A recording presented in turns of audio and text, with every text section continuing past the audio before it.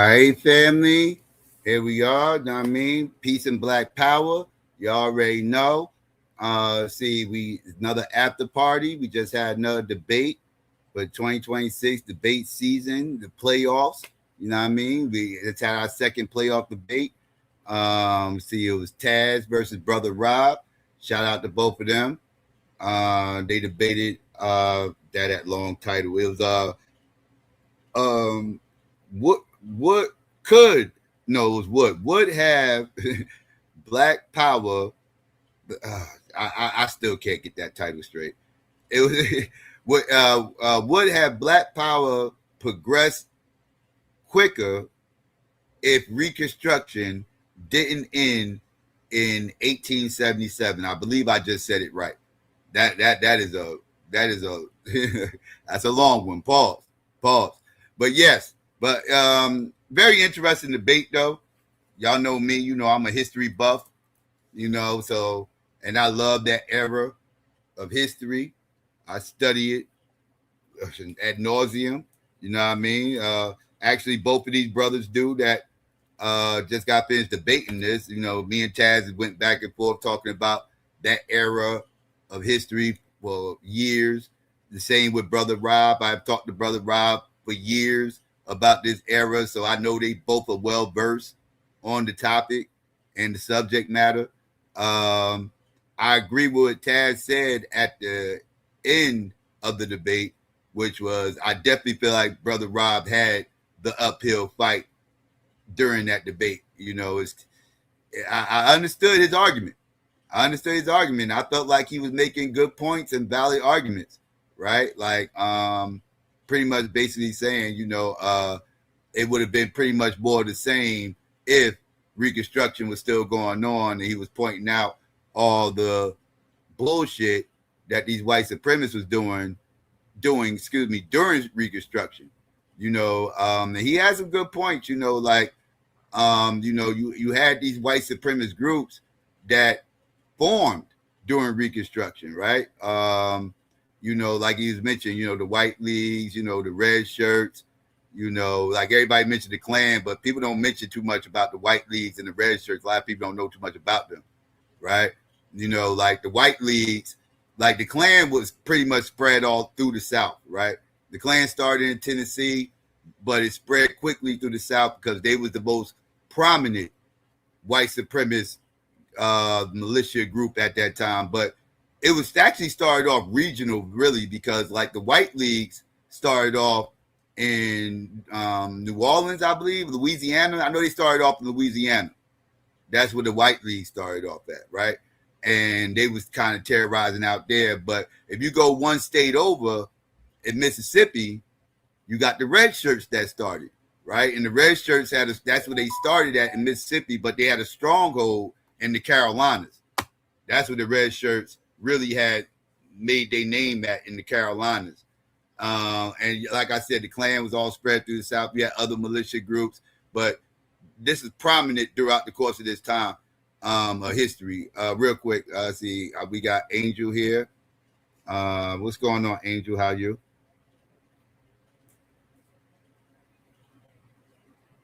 Okay, she's on mute. Give her a second. She'll be here in a second.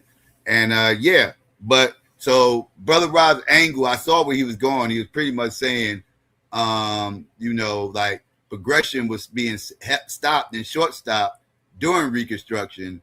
They didn't need Reconstruction to end for them to, stop political process when they was already doing it. And I feel him there. But I also understood Taz's argument, right? Whereas now, if Reconstruction was there, we still would have had federal protection, which was something that we did not have after Reconstruction ended. And it even got worse. He mentioned 1896, which is Plessy v. Ferguson, and that's when Jim Crow laws and the black codes, all that shit, that's when all that shit got codified. That's when Jim Crow got codified, was actually after Plessy v. Ferguson. So that right there, okay. All right. Yeah, my bad. I had a message. Yeah, so that right there, I understood his side of the argument as well, because like I said, that Plessy v. Ferguson, the decision there codified it Jim Crow laws, and that's when because Jim Crow laws was kind of statewide. It was a statewide thing, and it was controversial, and they seek government, federal intervention on some of these Jim Crow laws, and that's what the whole Plexi B. Ferguson case was all about. You know, they staged an event that happened with Octoroon by the name of, actually he wasn't even an Octoroon. I think he was like a Hexaroon. He was like 1/16 black or something like that, whole white boy. But they had got him on a train out in Louisiana, and they was pushing back. It was a group of mulattoes that was pushing back, or should I say mixed people, pushing back against the idea of, black people having to sit in the back of the trains and everything else. Because that's where it actually happened. It was a train. It was a train company out in Louisiana that had rules it put in place that black people had to sit in the back of the train. And if you had any black lineage, I think it was like, if you was like 132, 132nd black or whatever the fuck the shit is, it's some wild ass crazy number or whatever. Like if you had a great grandparent that was black, you couldn't sit on the front of the train. It was some wild shit. So they wanted to challenge that. So they got that whole white boy homoplexy who's 1/16 black and everything else to sit in the front of the train. The conductors didn't even know that homoplexy had any black lineage at all. They had to actually inform the conductor that, this guy right here has black lineage, and then they went over and asked him, and he acknowledged that, he has a black great grandparent, whatever it is. And once he acknowledged that, they asked him to move, and he refused to move, and they locked him up. And it went state. They took it to state, county court, state court.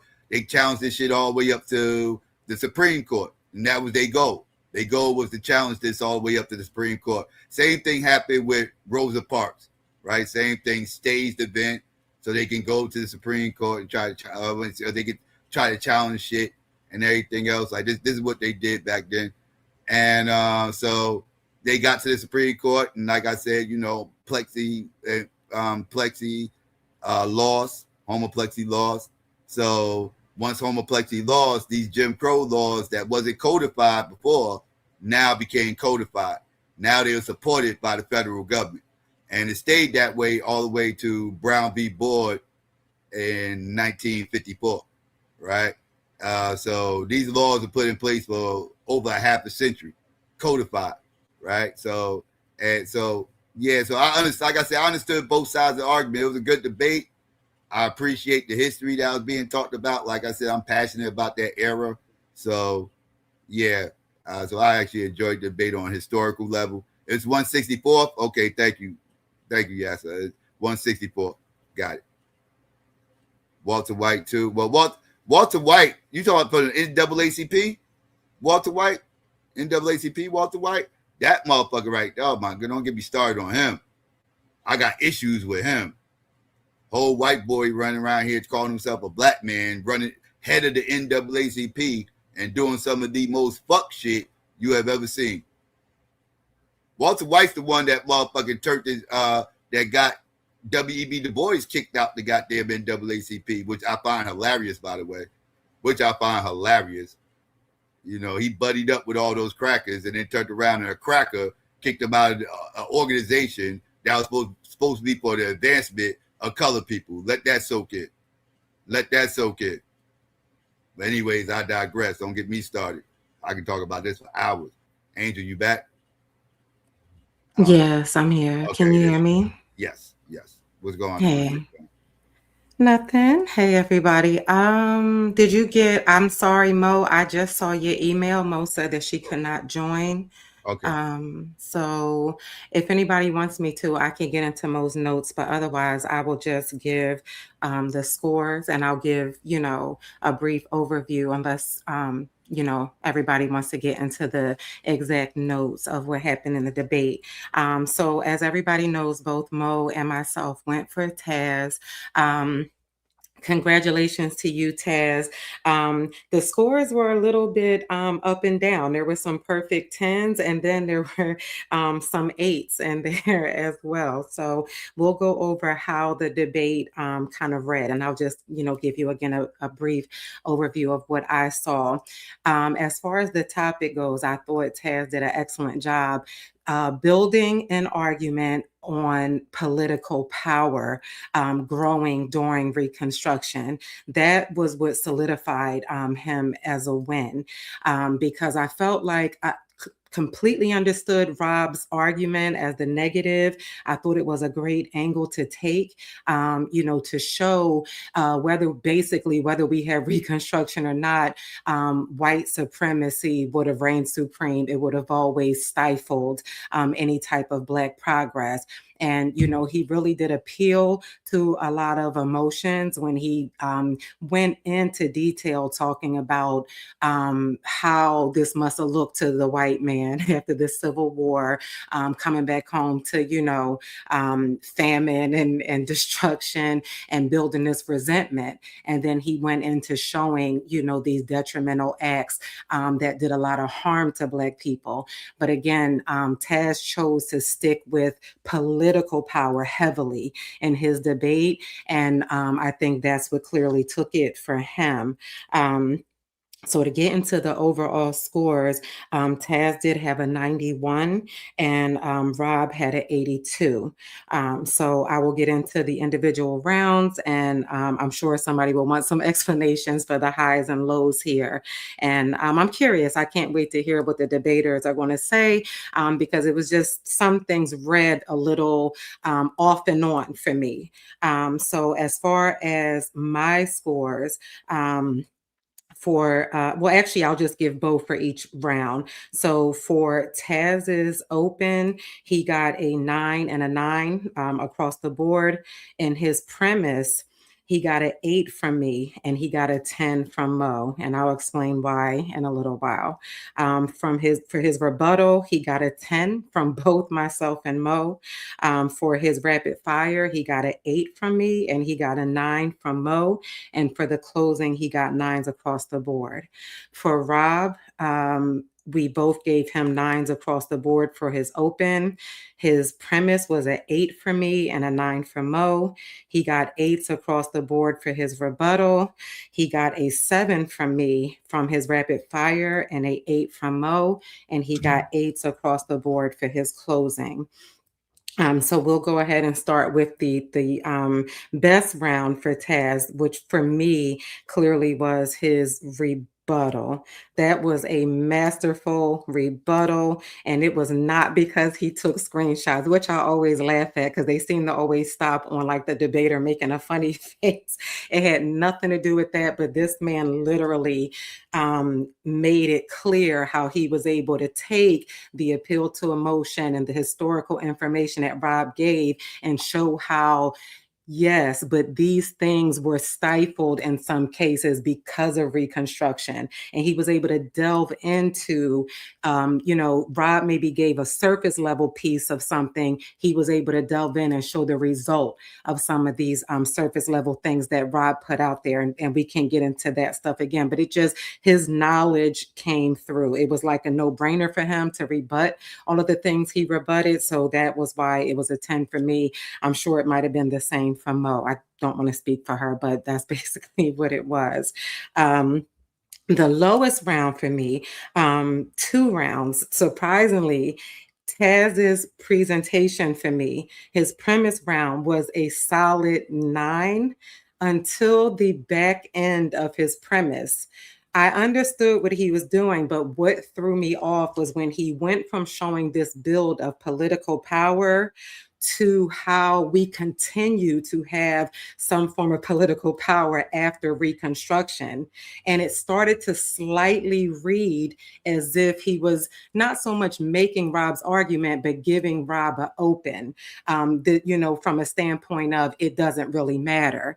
I think I saw what he was trying to do by showing, regardless, we always find a way. We built our own communities. We still did things regardless of the things that happened. happened to us, but the way it read, the way it came off to me, it was like a really sharp shift from showing this rapid growth during Reconstruction.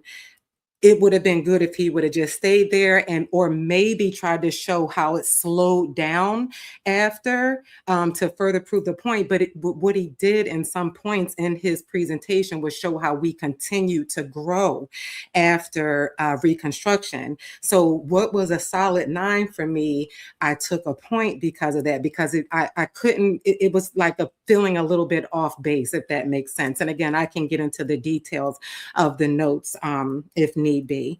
Then his other round, which was an 8, was his rapid fire round. I think he asked a lot of great questions, but Rob, I think you did an excellent job in Taz's rapid fire. I think you did very good challenging some of his questions and showing your knowledge. You did not back down with a lot of the questions that Taz asked you. So that was the reason it resulted in an 8 for Taz. But the other rounds were 9s, and then the 110. Mo again had 3 9s and 2 10s for Taz. So going over to Rob, his highest ground for me was the open, because again, the way he framed the argument, it made perfect sense what the angle was going to be, regardless of, this one act, is how he talked about Reconstruction, white supremacy, resentment, what came out of the Civil War. White people were going to make it their mission to keep Black people down and keep them out of political power.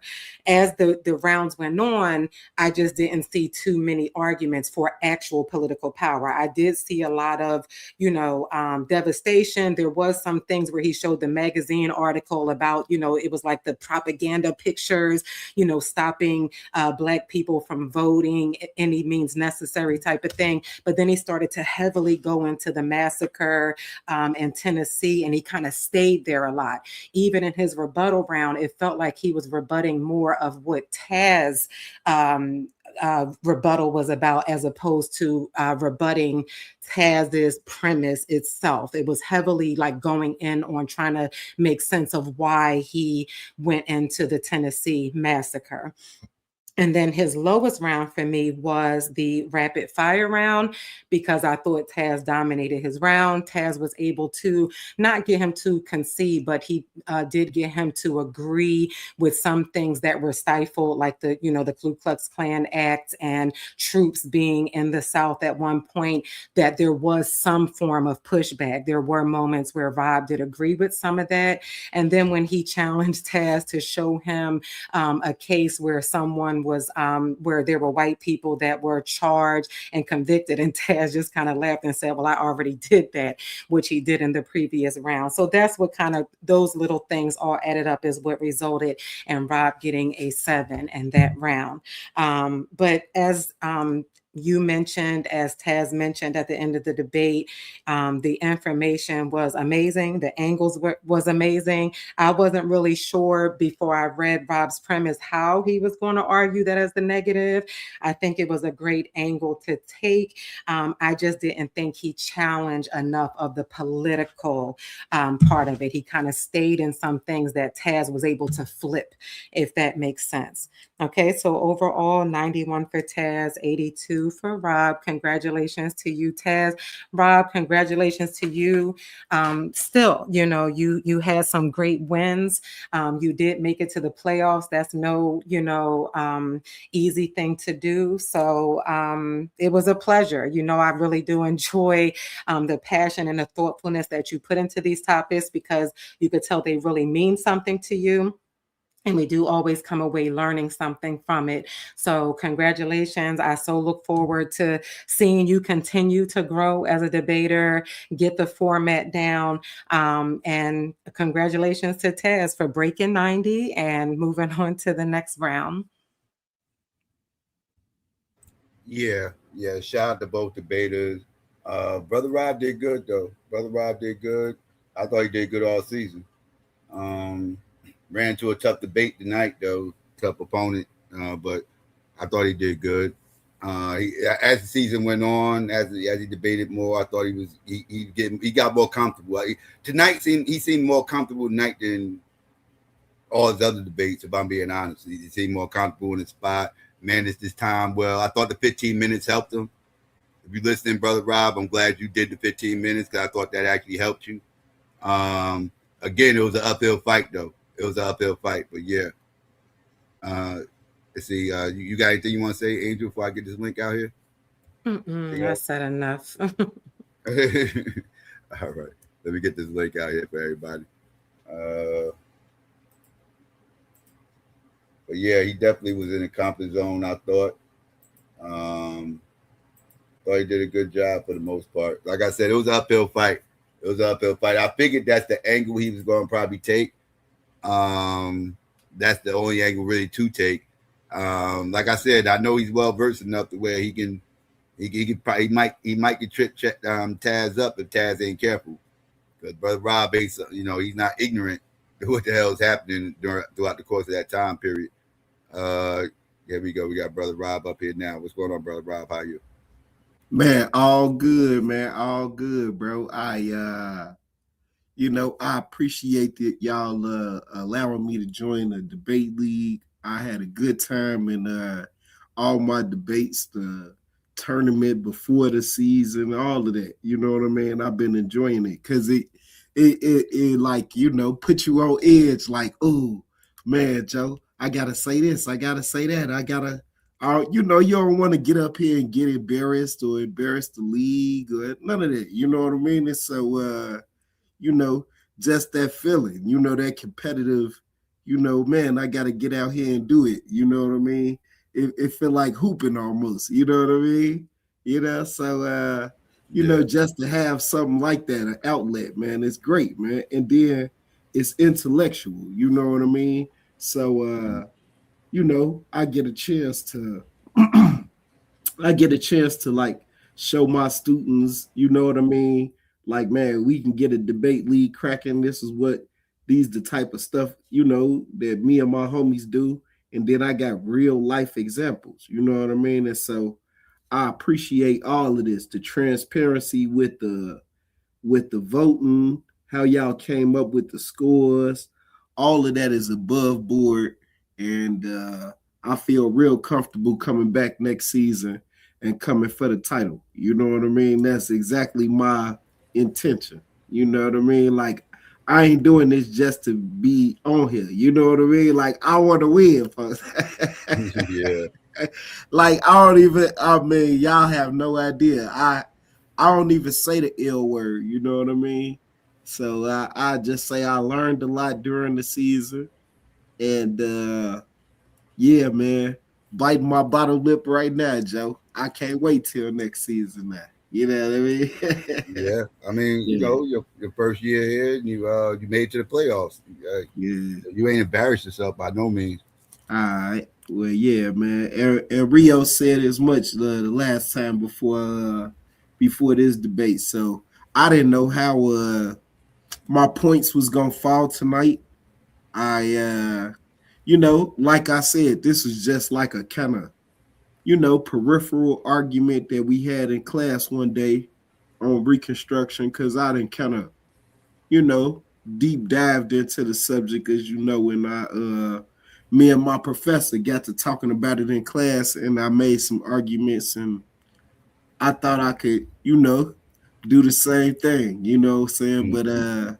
it just wasn't to be tonight. It was an uphill climb, Yeah, and Taz was right. The historians, and I mean that's how I do research. You go to the people who are authorities on the subject, and then you find the people that disagree with them, and you try to read all of that stuff. Once you did that, you could literally say that you are versed on the subject. You know what I mean? You done read the authority, you done read the counter argument to the authority. Yeah, yeah, I would say you are versed. And so, mhm. like, I had the counter argument tonight, and it was an uphill climb, but I make no excuses. Taz made a great argument, and I couldn't overwhelm it. That was all it was. You know, that's all it Yeah, was. Yeah. yeah. I mean, like I said, I was into it because, like, I like I said, I could talk about that subject for hours. So yeah, I wish y'all premises could have went longer. But Yeah, man. I hope yeah. we didn't bore people. You know what I mean? Because as you well know, this is like my favorite subject to talk about in history. This period, I feel like it's probably the most pivotal period in our political progress. You know what I mean? Our trajectory as Taz kept referring to. You know, Mm-hmm. I would say Reconstruction period, and then the early 50s, based on the decisions that Charles Houston, Thurgood Marshall, and you know, your everyday shoe shiner, made at that time, bro. If they don't decide to push, you know what I mean, then man, none of what we enjoying right now never happened. You know what I mean? So Mm-hmm. that's all I say. You know what I mean? Like we could debate that. You know what I mean? What's the most pivotal point in Black folks' history? You know what I mean? I say it's the early 50s. Isaac Woodard, in particular. You You know said the most him, what point of Black history? the most pivotal point in Black history. Like if we do this or that, you know what I mean? Then do that change the whole trajectory of Black progress, our It's hard to liberation? pick one. It's hard to Yeah, pick one. Um, yeah. That's why I feel like that'll be a good debate. You know what I mean? yeah, Yeah, but you I would would have to. probably roll with the 40s over the 50s myself, Yeah, but it's hard to pick one though. I see how you can say the 50s. yeah, I definitely see how you can say the 50s. yeah. I probably Isaac, take a decade earlier. yeah, Isaac Woodard being blinded, and then the death of Harry T. Moore is. I would say those two events are the catalyst to the civil rights movement. You Yeah, know you what I got a mean? lot going on in the 50s. Brown v. Yeah, Board and Emmett Till, yeah, Montgomery boycott. Yeah, so there's a lot going on in the 50s. So I see how you pick the 50s. yeah. But those two events not well talked about.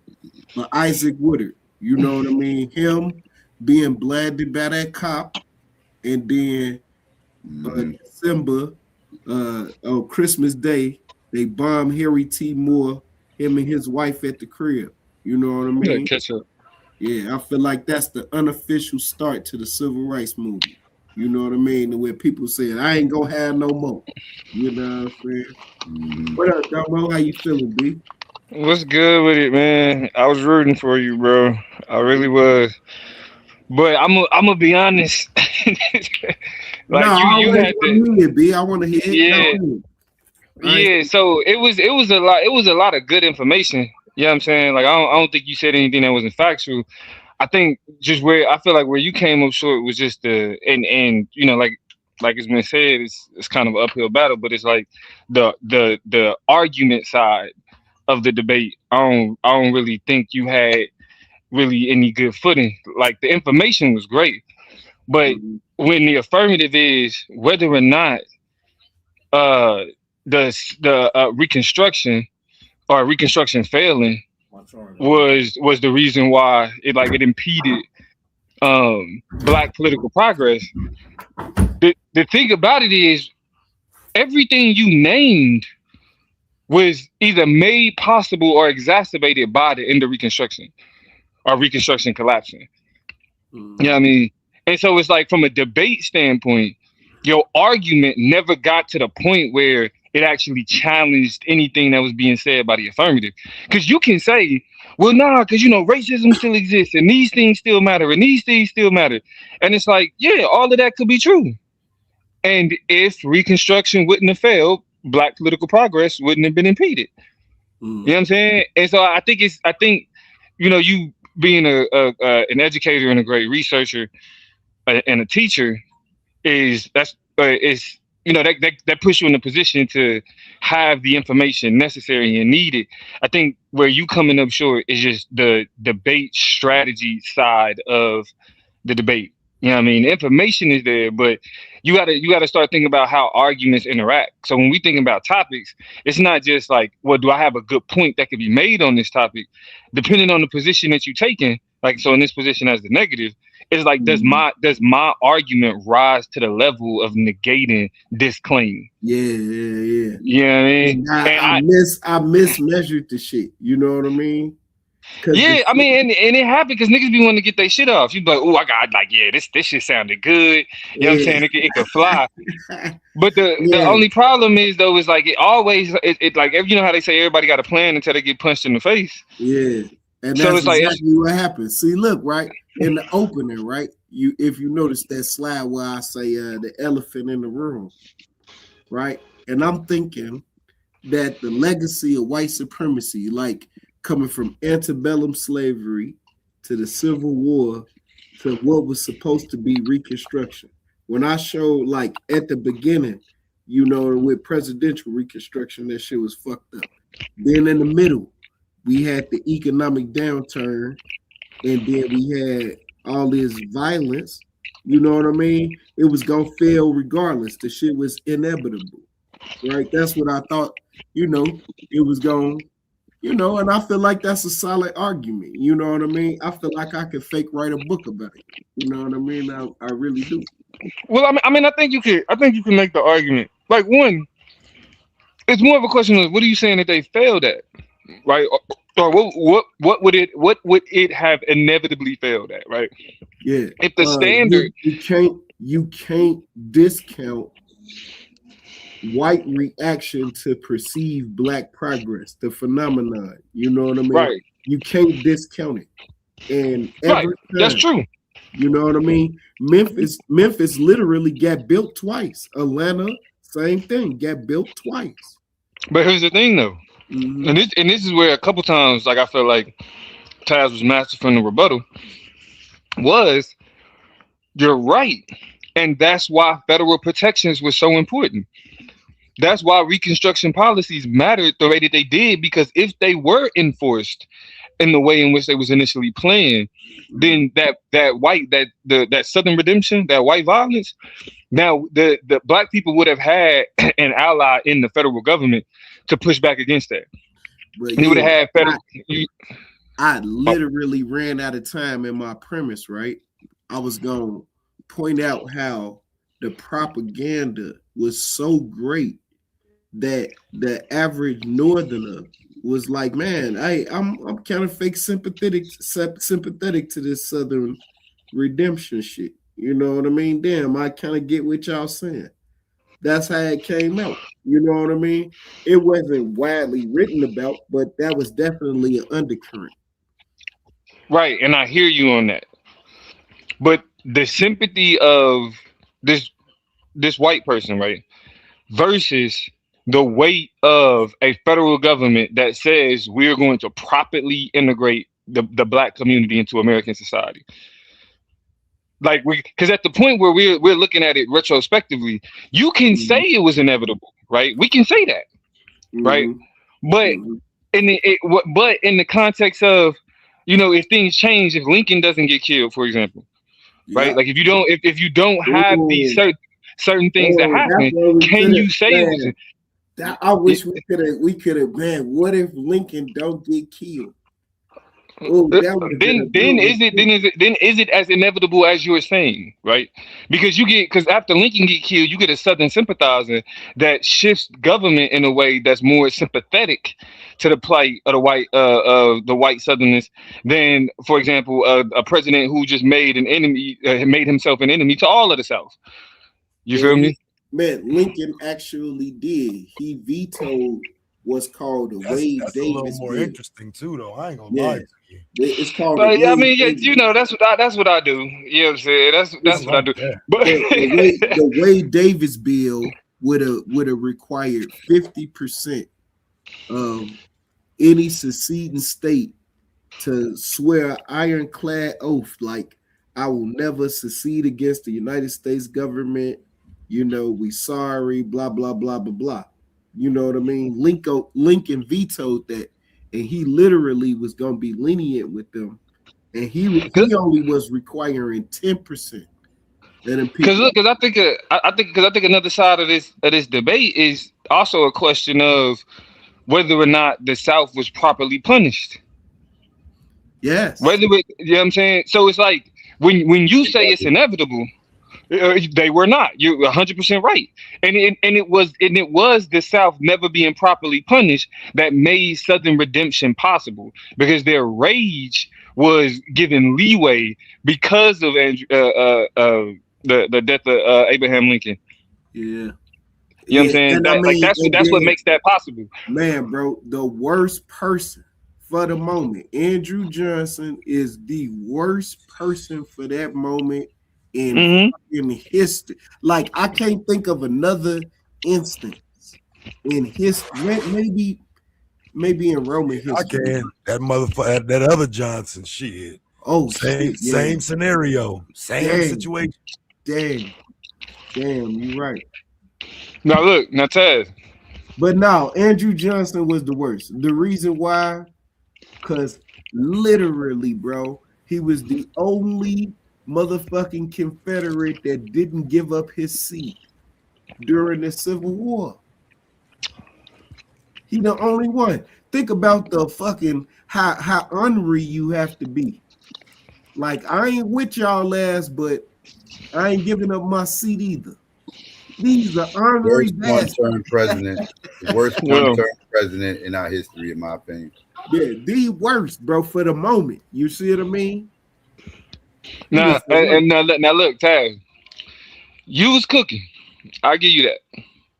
I felt like it was where you kind of was just like, I don't know why you was making the argument that that after it was like you was phrasing it like, but yeah, even after Reconstruction, we was still building, we was still, and it's like, but your argument was that it limited it though. You know what I'm saying? So I feel like it took away some of that offense. Now the rebuttal kind of cleaned it up, because it was like the exact argument that you need to make when he's talking about all these other issues. But at the end of the premise, I'm just like, why is the nigga acting like the end of Reconstruction didn't do nothing? You know what I'm saying? Because we talking. I didn't think about it until after the fact, and after I just heard Angel say it, it's like, yeah, you're right. Because I didn't know where to cut my argumentation off. I didn't have a place to cut it off at. And so I did go a little too far. And yeah, you're right. It does go into starting to make his point. Yeah. Man, but but other than that, I thought the rebuttal was, I didn't get to hear the scores, but I thought the rebuttal was like, yeah, that's.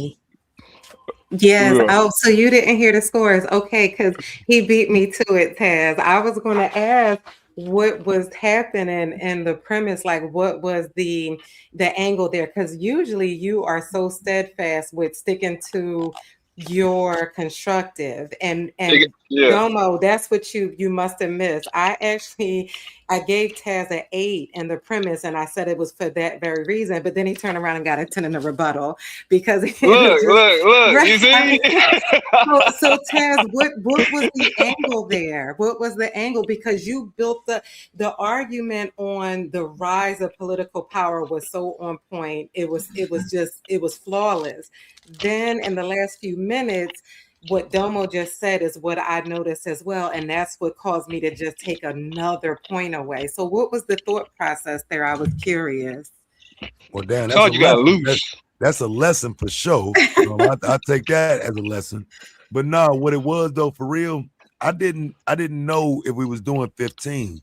So what was that? 2 days ago, I added another couple minutes to it. And it wasn't, it wasn't with the original flow of the thought as I'm prepping the debate. You know what I'm saying? And so, as I started adding years to it, I didn't account for what the argument would be as I'm adding them. So, you know what I'm saying? It's just disconnected and creating my presentation, if anything. Okay. Well, listen, excellent job. I think Rob heard everything I didn't get to say to you, Rob. As always, it is a pleasure. Another class act. So, thank you for the passion and everything that you bring. Can't wait to see next season. And Taz, I don't know if you heard it. You did get a 91 overall. Mo had 2 10s and 3 9s. The 10s were your premise and your rebuttal. I had a 10 in the rebuttal. That was the highest. And then it was an 8 for the presentation, and it was also an 8 for the rapid fire. But then you turned around and did better in Rob's rapid fire for me, which caused him to get a 7 because some of the things that you challenged there. So if you have any questions, either one of you, I can definitely stay up. But if there's no questions, y'all, I am going to jump down and get some rest. So did anybody have any concerns or questions about the scores? No, I'm good to go. I'm good. I'm good. Get some rest, sis. All right. I appreciate y'all. I'll see you Sunday at the next one. Congratulations, Taz. Thank you. Peace, y'all. Bye. Yeah. I really thought that you was gonna be talking about Jim Crow laws, because I had your premise. I didn't have your sources or whatever, but I had your premise. I thought you was gonna be talking about Jim Crow laws, bro. See, I didn't know where to go past 1877 to try to establish my point, right? And I think that's where, I'm saying, Angel and Damo saying, like, dude, what the fuck were you doing? Yeah. Right? I really didn't know where to go. Honestly, it's like, okay, so, now how do I establish the conversation about Black political power? So I didn't want to do too much about Jim Crow because I didn't want to fall into a trap. Something told me you had a trap set, bro, and I just didn't know what it was. And I was kind of trying to stay away from it because, again, when somebody takes a argument like that, there's something you got that, it's not I'm saying, that ain't the typical argument.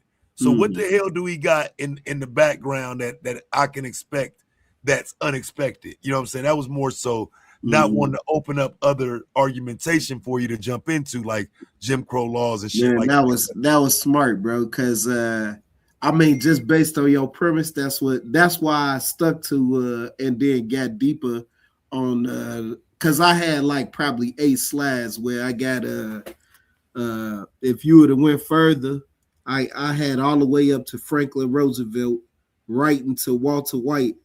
The needs of the economy outweigh Black people being murdered. Literally, that's what he. Yes, so, I ain't want no smoke with nothing like that. Damn, man, because that's what I thought you was going. And I'm like, man, the champion for Jim Crow laws. Franklin Roosevelt had the Black cabinet. He allowed Eleanor Roosevelt to be seen and talking and shaking hands with Mary McLeod Bethune and Walter White and A. Philip Randolph and all these people, you know what I mean? So I was hoping that you was going to take it past 1877 as an example of Black political progress. And then that's when I'd have been like, these people were symbolic, but you didn't go there. You know what I mean? And I thought I went too far, even going to like 1904. You know what I'm saying? Because for real, I didn't want you to have the argumentation of Jim Crow. I ran out of time. 1904 is the massacre of Atlanta. Mm-hmm. You know what I mean? And so I ran out of time. I could have brought up the massacre of Atlanta in my premise, and I just was hoping you was going to say something so I could tie it into my rebuttal, but you didn't, G. You know what I mean? But the massacre of Atlanta, the reason why that's significant is because the saying over the city before the massacre was we too busy being happy to hate or some shit like that. Too busy winning the hate, something to that effect. You know what I mean? And then boom, that shit just jumped off. They was beating everybody up. Motherfuckers that was passing through Atlanta. You know what I mean? Yeah. And then they left Atlanta and went to the suburbs where the teachers and the middle class Black folks stayed. Because at this time, it's like 6 HBUs, goddamn 12 elementary schools, and they go and attack the Black part of town. Has that Black political progress? They can't even protect their constituents, all these types of things. But that's why I harped on the Colfax massacre, and because Cruikshanks versus the U.S., that was the result of the Colfax massacre. The first one. I knew it was 3 of them, but the first one when they set the delegates on fire. You know what I mean? Yes, I already knew you knew it was 3. You know what? You know what I got caught up with right there? I couldn't distinguish the 3 though. I couldn't make the argument for which of the 3 was the which one did the troops come for? Because I think it's the second one the troops was already there. Yes, the troops were already there. So that's why I kept harping on the first one, because I didn't want to get the first one and the third one mixed up. The first one, the troops was marching away, but they was nothing but a mile and a half away from where all of the, mayhem was happening. And by the time they got there, 150, black soldiers was dead. They probably killed about 12, 13 senators or House of Representatives for the state of Louisiana, and the lieutenant governor, the attorney general, and the mayor of New Orleans was in the mob, folks. Hey, Rob, go ahead. My bad, Tats. I'm on a break, but y'all just highlighted one of the nuances that would have been your strongest shield. Mm-hmm. That even with Reconstruction going on, wherever the Union Army is not located, Black people are still nonetheless completely vulnerable. Mm-hmm. Then you take it into, and Taz went there, shouts out to him for doing it. You go into Oklahoma, which is not a state. Mm-hmm. How is Reconstruction being enforced there? You get where I'm going? These are the nuances that you highlight, and you say, without doubt, that there is no political progress for this demographic. Mm-hmm. That you got the military protection there. I'm gonna argue against that, Nelvasa. I'm gonna argue against that shit. Yeah, I know you're gonna argue. You're gonna argue no matter what. But my point is to bring out this nuanced history. That, Rob, you are onto something, that we can't look at this as an absolute. You get where I'm going? Mm-hmm. Yeah. So for us to get the collective story, you highlight these things that only a researcher would be interested in, and you draw on that. Right. I'm so glad you bring that up. Your methodology in a debate like this is you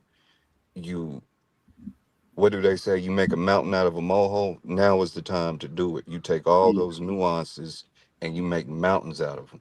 Yeah, that's what I was trying to do with the Colfax even like y'all brought up, had Lincoln not died, you flip the argument and say, had Lincoln not died, that motherfucker would have shipped us all to Panama. His plan was to send us to Lincolnia. This is why by 1866 you see U.S. maps making a state of Indian territory titled Lincoln, and it's part of colonization acts that he planned on kicking us out the country. So what good would Reconstruction be if we not even citizens and we no longer in United States territory? You gotta build your argument in that manner. Yeah. Man, I didn't mean to intrude, but I just wanted to toss you those before I leave. I gotta actually get back to work. All right, no doubt, bro. The only reason we wasn't shipped to Panama, according to Lincoln, was the guy that he had that was researching the legitimacy of the ship, right, shipping us over there, got caught up in a political scandal. He got caught cheating on his wife.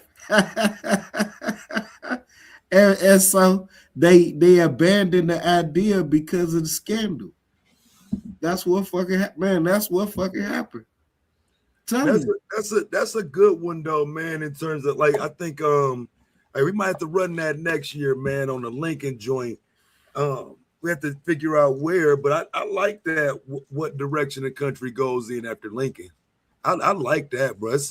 That's another great one to just illustrate a lot of information. Yeah, we might have to run that one next season, bro. Rob. Okay, bro. And I can argue either side. You know what I mean? But Lincoln is I would just say he is a excellent politician, not good. He's excellent at being a politician. You know what I mean? He ended slavery, but by him being a lawyer, gave his homies an out. Except, you know what I mean? Yeah, I take the uphill on that one. That Abraham Lincoln would have freed the slaves and upheld the amendments, and everything would have been great. Okay. We'll do that next season, man. Okay, bro. Again, Okay. like, it was something about this one I really liked it. Like I say, it's theoretical, and we didn't even really start reaching with it or no shit like that. I would actually like to do one with, you know what I'm saying, where we could just reach and, you know what I'm saying, what would happen if type shit and create this outright speculation. Because a lot of this was still rooted in mostly his 90% of what we talked about was actually history. It was actually documented. Yeah. I want to do one where it's all speculation. Oh wait. That's it. I mean, because if that man, motherfuckers' imagination could run wild. Like, yeah, because like I mean, I love the idea of us building you know, great, you know, urban centers, you know, and we got examples of that. Charleston, South Carolina, Tulsa, Oklahoma, Mount Bayou, all of these places, right? But then white reaction to perceived black progress. It's a phenomenon, bro. It is a phenomenon. Like, I don't know who wrote it, man. I think they from the University of Connecticut. But they wrote a thesis on it. You know what I mean? I'm waiting for the book. But that's literally the reason why black political progress slowed down following Reconstruction. Not just the troops being pulled out, but the violence at the ballot box. I didn't get a chance to go into that, right? If y'all probably don't know this, at that time, votes was counted with marbles, right? And so you would go into the ballot box, they'll say, who you voting for? And then somebody behind a counter will have marbles, and then they'll just drop it into the, you know, into the jar, right? And so then everybody outside that just heard who you voted for. That's how they exacted political violence. I'm telling you, that's exactly how voting was back then. And of course, that's imperfect. And, you know, the compromise of 1877, man, is it a conspiracy there? You know what I mean? Look, all three states is in the South. Is it a conspiracy? You know what I'm saying? That's something else to debate. Is it a conspiracy? What is a conspiracy? What the militias was doing? Yeah, the Democrats calling those states as too close to call in the election of 1876. Oh yeah, I would say that's a conspiracy. Yeah, is that a conspiracy? Because at this time they realized that the Republican Party is weak, right? And that even the soldiers that's down there like, shit, I can't wait to go home. Fuck that. You know what I mean? Why didn't you bring up North Carolina? Man, you talk about 1898 North Carolina? Yeah, when the red shirts went down there and they took over. They took over the government. Didn't go past 1877. I promise you, I got the slides and everything. Oh, okay. The Negro rule and all of that. I got all that. You know what I mean? If you want to show my screen, I can show that shit right now. You know? On the real, I'm ready for. What year was that with North Carolina? 1898. 1898. Yeah, that was in there. I had that in there. Yeah. Okay. I showed 1894 and then transition from the Fusion Party 1894, hiring all them black sheriffs and shit, to 1898. Now they have a coup to get rid of them niggas. The white mob, literally, right? If you was on your way to vote, they seen you. It looked like you was on your way to vote. They motherfucking killed niggas in the street, left their bodies in the street for weeks. After they won the election, they knew they didn't win the local politics, right? Ran all of the local black politicians out of town. Say, hey, y'all got 12 hours. Real shit, bro. It's a placard for it and everything. Yeah, Wilmington, a wild story. It's the only successful coup, you know what I'm saying, in American fucking history. But it's 1898. Manley, he ran the black paper in town. That was called No L. Maney. Maney, my bad. He ran the black newspaper. It was called the Daily Record. They murdered them, man. All because the niggas said we don't want white hoes. Man, crazy.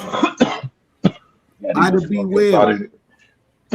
That's a name that don't get mentioned a lot. Man, this lady, if she'd have went back to Memphis, that'd have murked her, bro. She tried to get some international support or whatever. She had it at first. It waned though. But that's that. Yeah. We got Mr. Al Mars. You there? Oh, Alfonso. Oh, you know him? Yeah, I remember Alfonso. Okay. Yeah, what's going on? Yeah, it's been a minute. What's good, bro? Oh, nothing much. Yeah, I wanted to ask the question, in regards to like when you talk about like the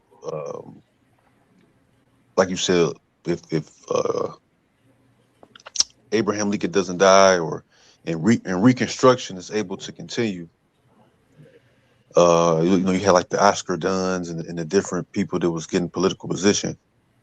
Do you think that without the color line and that accompanying legislation, that black people at that time would have just started maybe going their own way, so to speak? Like, black would have became affluent if they could have went into the upper white society, or the people just would have eventually went their own way, so to speak. The black community would have did that then, I partly argued that though in this debate, kind of showing Mound Value and even Blackdom, New Mexico, that some black people did kind of go their own way. You know what I'm saying, and trying to duck Jim Crow and shit in the whole system itself, just going to use their little homestead and go somewhere in North Carolina in New Mexico, taking their homestead to Wyoming. You know what I'm saying? So, yeah, I kind of argue that. I didn't go deep into it, but absolutely, I think black people did, especially after the 1877 compromise started going their own way. I kind of showed Martin Delany in 1877 starting that Liberian Stock Exchange company, try to, they came up with 100 different ways to deal with this shit. Okay, yeah. That definitely was the refrain. Like, so you won't see that like in newspapers and stuff like that. But if you start looking at the slave journals that they end up taking in the late 20s, they started in 25, I think, and it leads all the way up to 44. If you look into them slave journals, you will see them talk about how, hey, we don't even want to be a part of the system no more. We just want to have our own land, and white folks, y'all got what y'all want. You know what I mean? That's literally what they talk about, especially the very last person that they interviewed. You know what I mean? It's on the congressional record. And you can go to .gov and find exactly what I'm talking about. I just can't. It's been some years since the last time I read them, but it's right there, bro. Booker T. Washington didn't come out of a vacuum. You know what I mean? That's a fact. Most definitely. See, I still think Liberia is probably the best option out of all of them. Man, the only issue that with Liberia was the local royalty at the time kind of rejected the ideal wholesale. They was like, man, we could do it gradually, but 10,000 of y'all coming over all at once? Nah. Martin Delany was negotiating with them, but then the Civil War broke out. And so had the Civil War not broke out, man, it's probably, it's probably feasible. You know what I mean? I think it's because they wanted to keep slavery going. Like the Oh Crow man, without tribe question. and Without question. the other tribes, they was because the royalty tribes, they was eating good off of that shit over there. Mm-hmm. And a lot of them had been the same people that sold us the fuck over here in the first place. That's what's even wilder. Like the Mende and the crew. So seeing them again for the first time, we had to get that off. Ironically enough, the areas that he was talking about settling in is high in rubber and high in heavy metals.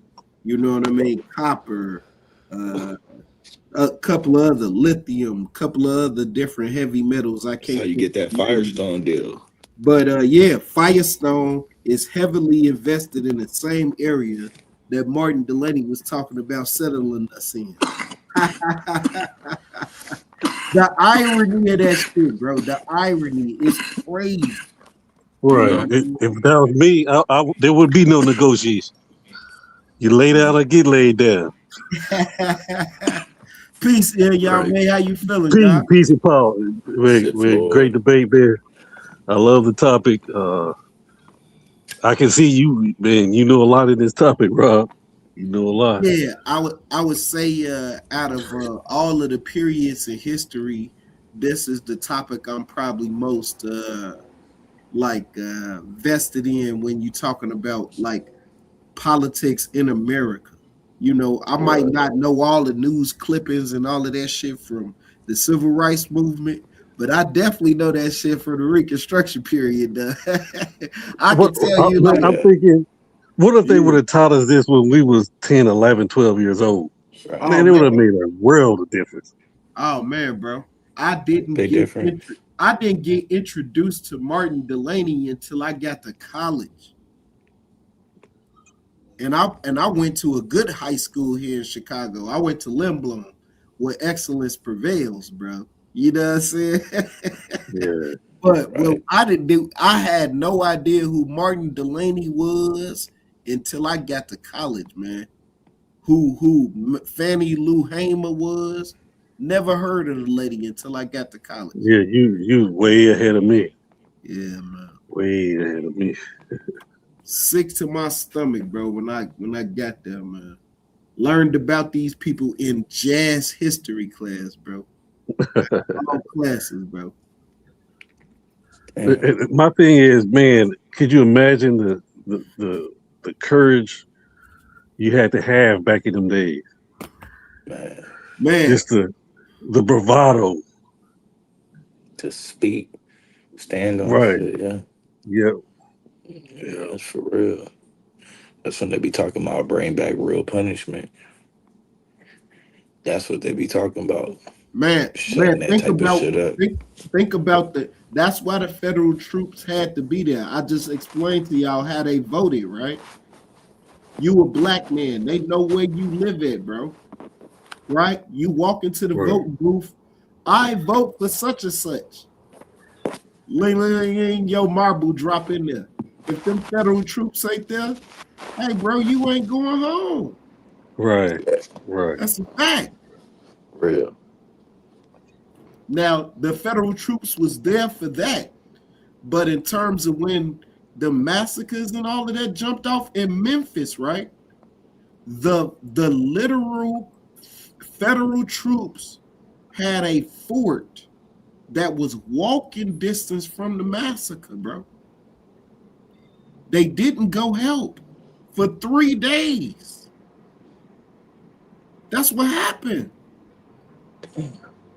3 days. Why did he go? Because he knew that Andrew Johnson was against federal help in private situations, you know? And then what would that look like? We got army troops attacking American citizens. Right. And the thing about all of this, the majority of white people don't know this about their own history. Yeah. They don't. They don't have a clue. Yeah. Man, if I had more time, I would have been able to definitely tie Vanderbilt and Carnegie to a fucking anchor, boy. I was hoping that you went further, Taz. I promise you, because I would have took Carnegie and motherfucking Mort Chase, all of them. I'd have put anchors on all them men. Drop their ass to the bottom of the Atlantic, boy. They had huge influence on the period, bro. The Panic of 1893. Do you know that J.P. Morgan Chase gave the American government $65 million? That's what happened in the Panic of 1893. That's what happened. The U.S. government was bought and paid for to the 1950s. Some people say it continued now, but that's not absolutely true. It's a number of interests that influence the government. It ain't just one entity. But J.P. Morgan Chase and his homies, I'm telling y'all, that's why they call them that. That's why they got to be talked about. The Right. Who's that? Rockefeller, The other Rockefeller. Yeah, Rockefeller. yeah, Rockefeller, Vanderbilt, Carnegie, J.P. Morgan Chase, Rothschilds to a degree. Right. Very powerful people. Yes. Man, if he would have went further, Woodrow Wilson literally screamed a birth of a nation at the White House. How is black political power going to progress against that type of white supremacy? He resegregated the military, screamed the birth of a nation that exploded the Ku Klux Klan all over the country overnight. How would black political progress proceed in that type of environment? It's impossible. Everything happened the way it was supposed to happen. You know what I mean? That was my principal argument. I just shit, that shit was just I don't know. But see, here's the thing though, bro, Rob. I'm not sure everybody can compete with that argument though. Cause like even listening to it, it's like, yeah, I can follow why you're making the argument, but I can also argue why that's not cool. You know what I'm saying? To make that argument. You know what I'm saying? So, because even like with the birth of a nation point, I would argue again, this is what creates now more political energy for black people. This is now what gets the NAACP and your W.E.B. Du Bois is to start creating that motivation. You know what I'm saying? It's always a I mean, so that's why I say I like these types of debates. We just don't hear enough of them because you got to be able to get down in there with that conversation. And I know you can. Somebody like Inyame or Domo can, but everybody ain't really built to go back to 1920s. You know what I'm saying? And that's really go in depth. You say that. So Rob, I want to ask you this, Rob, before you really like Booker T. How do you explain Booker T during that same period? You saying we couldn't have developed? Oh man, Booker T. Washington had the best plan for our development. Right, but he was rolling during that time. What you mean?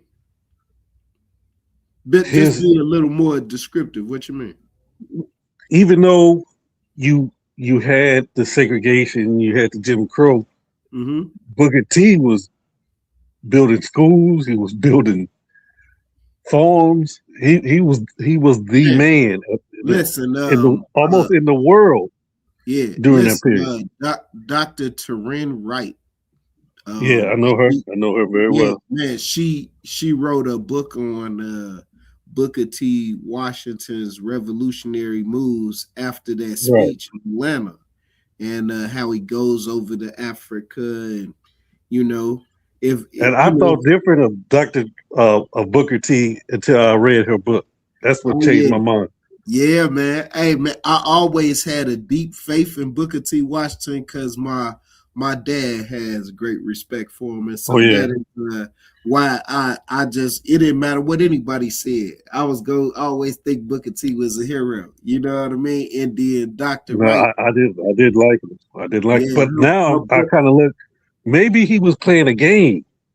yes, that's exactly what he was. The spook that sat by the door. Yeah. That's what he was.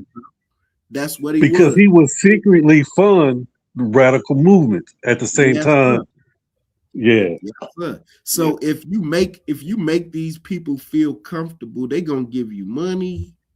They're gonna tell you what they really thinking about you. And they not gonna think of you as a threat before, and then by the time you done built up your institution, it's too late. Right. Keep your money, white man. We good. Concept, though. Huh? Like, can you truly be a spook that sat by the door? Is that a legitimate concept? I think I would say in Booker T. Washington's case, he definitely was. But they learned with Booker T, and right behind Booker T, they gave us Morton, the sellout. Yeah, man, and that is what derailed everything. Yep, that was the start of the ending because they learned they might have killed him. I mean, I don't have no proof, but once you got Booker T out the way, then they started implanting the leaders. Yeah, but quietly, and this is why I keep harping on her. Mary McLeod Bethune. People gotta take a deeper look at this lady, man. She was looking at the health problems of Black people and was directing her school of medicine to study that. Right. She was on to something, bro. Right. Way back then. She advised 5 presidents, y'all. Nobody was fucking with her. Man, take a deeper look at Mary McLeod Bethune was a silent gangster. You know what I'm saying? Yeah. Hey, let me ask you this about Booker T. Washington. Yes, sir.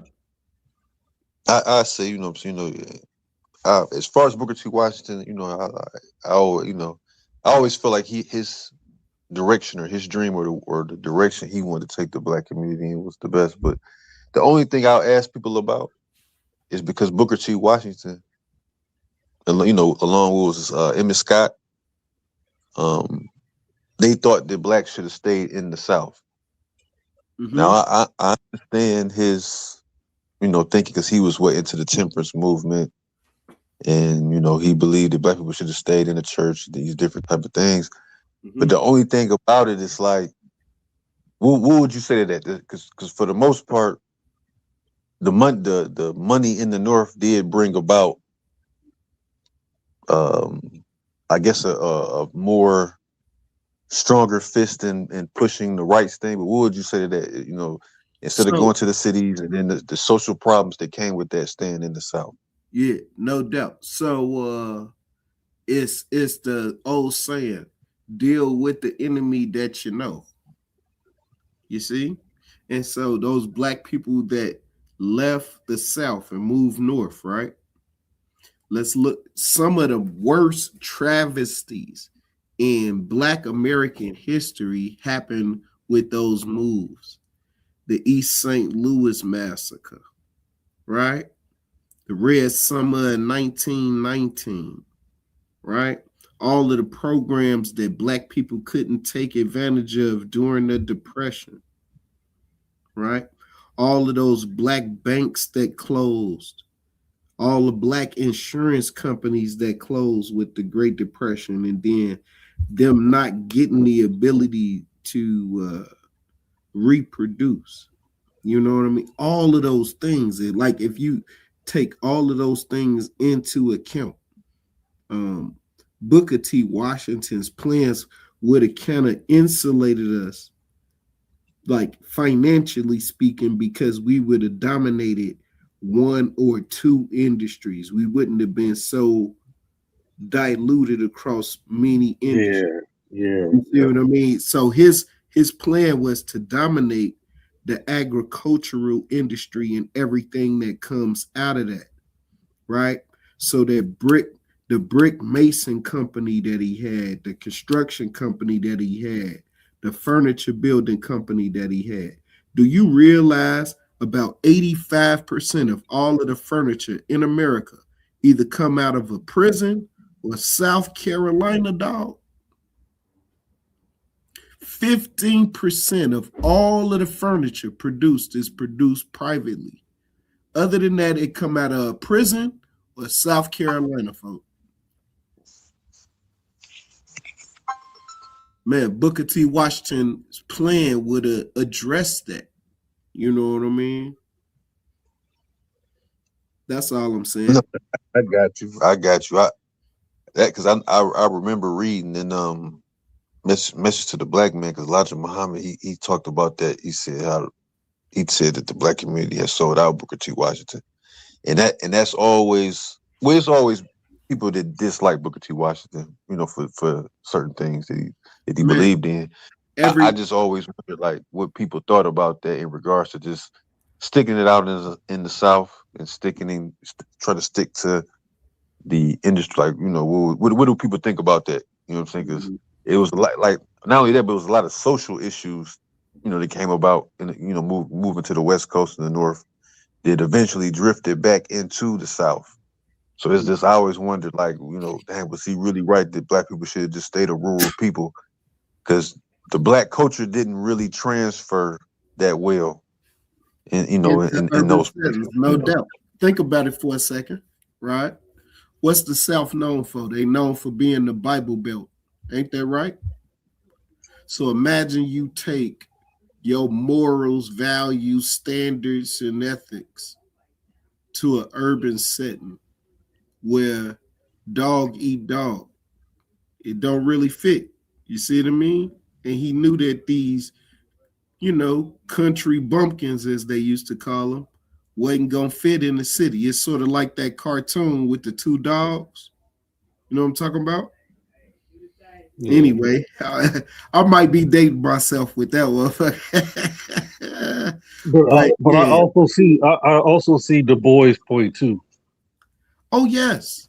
Yeah. I feel like both things could have been true. I just didn't like the way that Du Bois handled it. Later on in life, I feel like Du Bois came to himself. You know what I mean? But I didn't like the way he handled it. Even with all his definitive work, you know what I mean? I feel like he didn't handle conflict with other black leaders well. No, because he thought he was that talented 10th. Yeah. Man, if you look at it, the talented 10th was actually successful, bro. No, I know they were. They just never came forgot about everybody else. They just never came back for the black people they was right. You know, I mean, it's the same today. That shit was our version of the trickle down effect, breaking down. Right. Right. Yeah. Yep. Supposed to trickle down and never did. Yeah, it was all bullshit. The Blue Bloods, as they called, they was. It is still though. It's still though. Didn't we just do a thing yesterday on Jay-Z? Yeah. Man, that money never trickles down. Mm-hmm. That Blue Blood Society, right? For Blue Vein Society, for about 60 years, they was completely insulated and nobody was looking for them. And they was just passing money down in between families, bro. Yep. St. George's, what is it? St. George's County, is that right? I know it's in Maryland. And then there's a few families in Connecticut. And then a couple in New York. And, But all these that's all they mess with, each other. They had cotillions and all of that type of goof ass shit. In New Orleans, I was hanging some lights in this lodge, and this white man got me, and sent me in his office. He said, "Sit down, brother." And I looked at him like, "Why does this white man call me brother?" He laughed. He said, "I'm black." I said, get the fuck out of here. You ain't black. He said, yeah, I'm black. My family's been the top of this lodge since the beginning. But he told me the people didn't know his family was black. They was passing.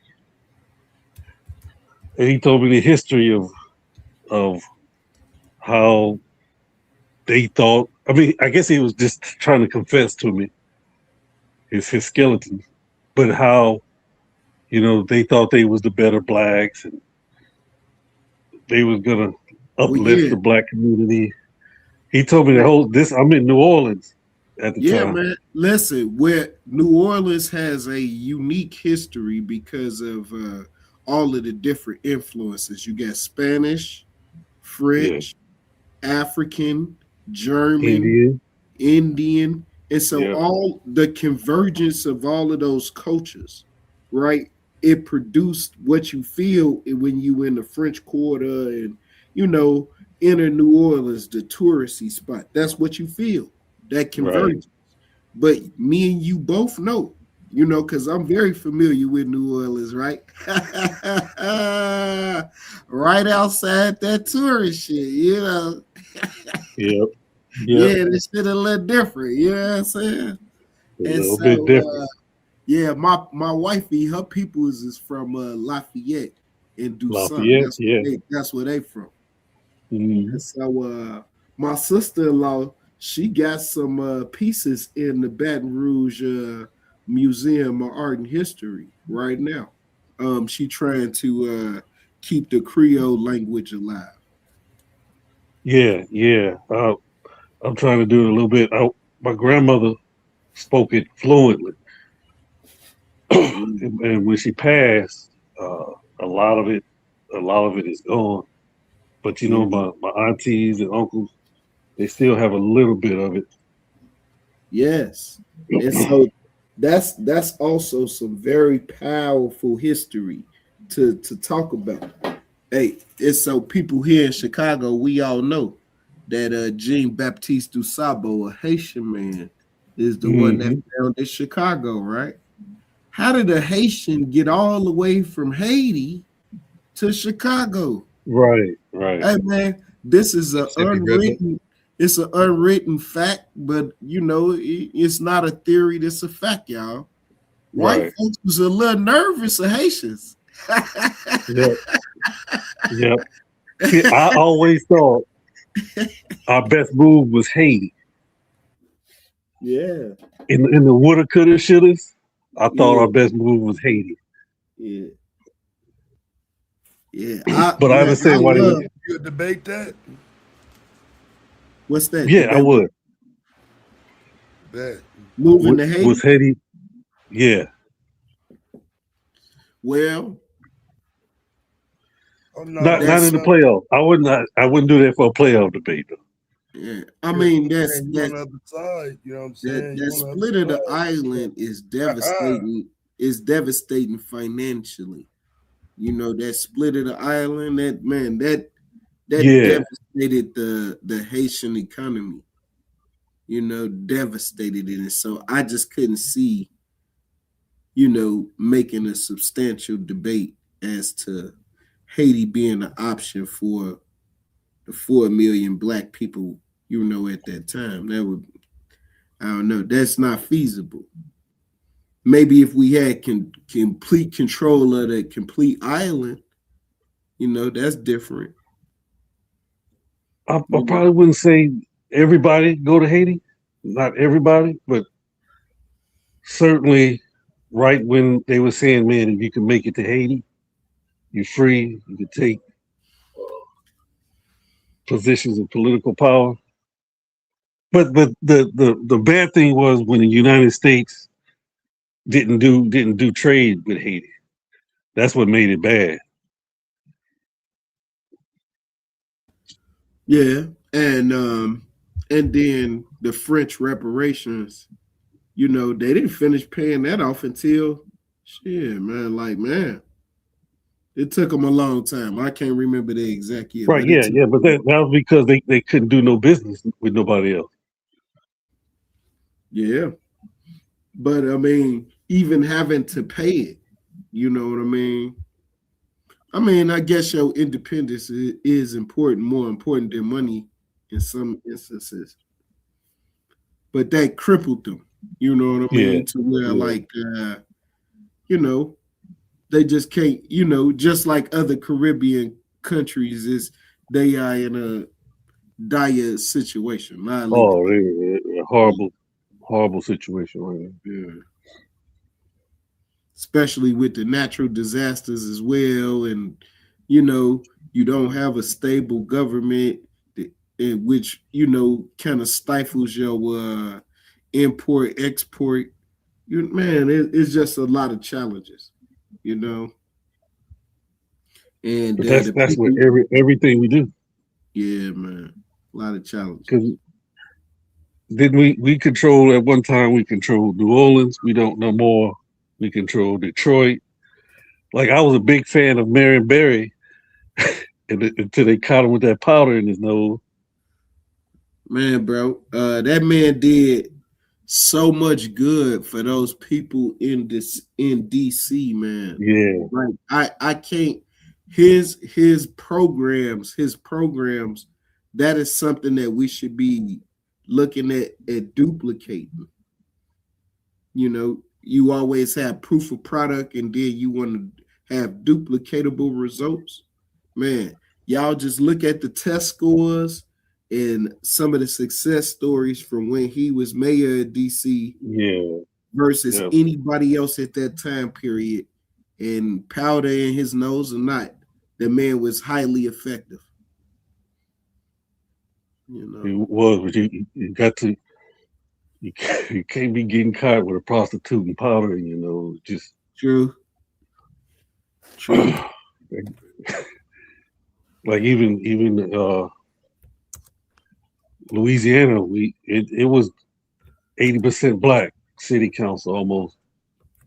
And just those back-end deals. Barry said, "Bitch, you set me up." I said, yeah, it's all downhill. It's all downhill from here. Yeah. I was hurt. I was young. I was young at the time, but I was hurt. That was somebody I looked up to. But the people in DC loved him though. Like the programs, he helped fund a lot of things. He did work for the community while he was mayor, bro.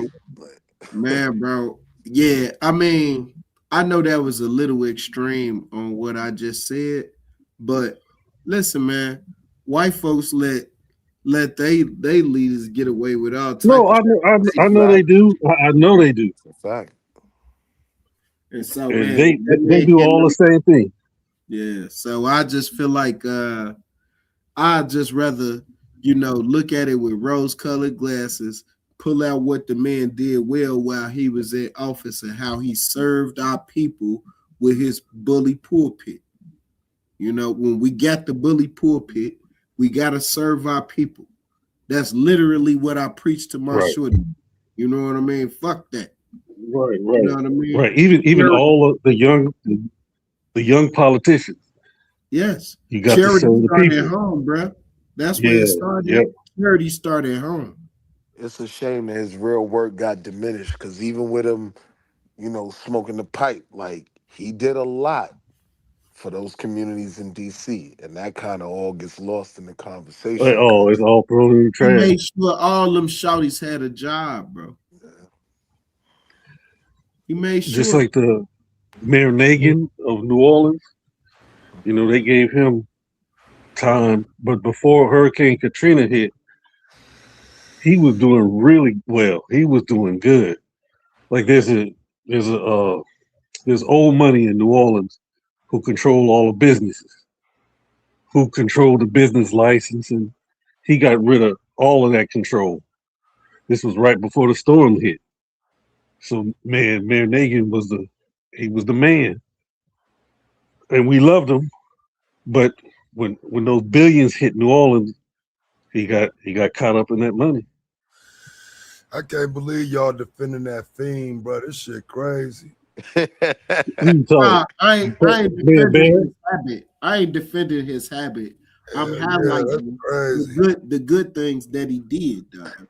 Yeah, I'm Right? vouching for what he did in DC. I Like wish the I could have people. got up with that nigga back then. I was young, bro. I'd have been serving that nigga, bro. Fuck what y'all talking about.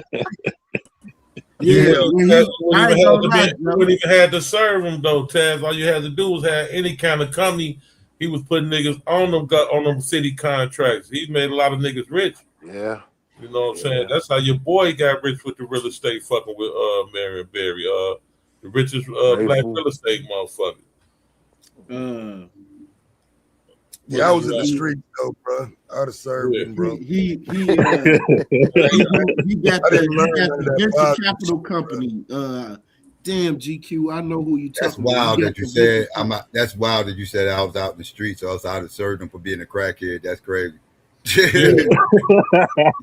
at the time, bro. At the time, Yeah, but that nigga was giving them contracts up though, bro. I'm saying yeah, bro. if you had a broom, nigga, and started a sweeping company, nigga, you'd had a contract with the city fucking with Barry. That's how he was playing. He was Yeah. niggas. Nah, it wasn't pay for play. It was open the door for people who don't never get contracts. It was Yeah, genuine. it wasn't pay for play. No, who said that? No, I wasn't saying that. Yeah, no, I That was He was definitely just wasn't I pay setting was for his play. people responding to up to get some in the money. chat. I was Oh, responding to some no, in it the chat. wasn't pay for play. He was letting niggas get on, man. He knew, he knew we had been underserved. So Right. Like if you think about it, it's at the not the height of the crack era, but like toward the end, like like 3/4 in or whatever, right? And so putting motherfuckers on actually helped, G. You know what I mean? Motherfuckers had jobs and shit. You know what I'm saying? That shit helped. Right. You know what I mean? And That's part of the reason why they set him up. yeah, We being yeah, honest. because that shit was working too good. Hey, Willie, man, thank you for backing me up, bro. Because sometimes, well, I don't know if motherfuckers think I be pulling shit out my ass or not. Nah, Man. you wasn't tripping with that one. It sound crazy, I know. But Nah, you wasn't tripping. it's just the wording. They can't set you up with something you don't do. Yeah, indeed, man, indeed. But I mean, he was a cluck, bro. Like in my mind, like man, he ain't had no choice, bro. You know what I'm saying? I done been around cluck. Like man, bro, they physically dependent on that shit. If it's an opportunity for a free blowjo, you know what I mean, man, they gonna take it, man. That's how clucks do, G. Like a Q Butter, like he would have opened every door he could for him and found a way to throw him some money. Like that's how Marion Barry was getting down. Yeah. Hey, yo, Man. Rob, if you get a chance, let me know if you got that email. All right, I'm about to look at my stream. I just gotta reopen it. Hold on. He was just a smoker though. That was the only problem. Yeah. Like, man, bro, think about it, man. half of Congress is blowheads anymore. And Taz, if you get a chance sometime, I need shoot you something I wrote today. I don't want to reveal it. I gave it to GQ. I don't know if he got a chance to peep it, but I want to shoot it to you when Yeah, I you're ain't ready battling yet, all bro. these Carmelo people. I ain't ready yet. What is it? Your people when you see it. I don't want to say too much right now because I don't want anybody able to steal your argument if you present it. Dissertation.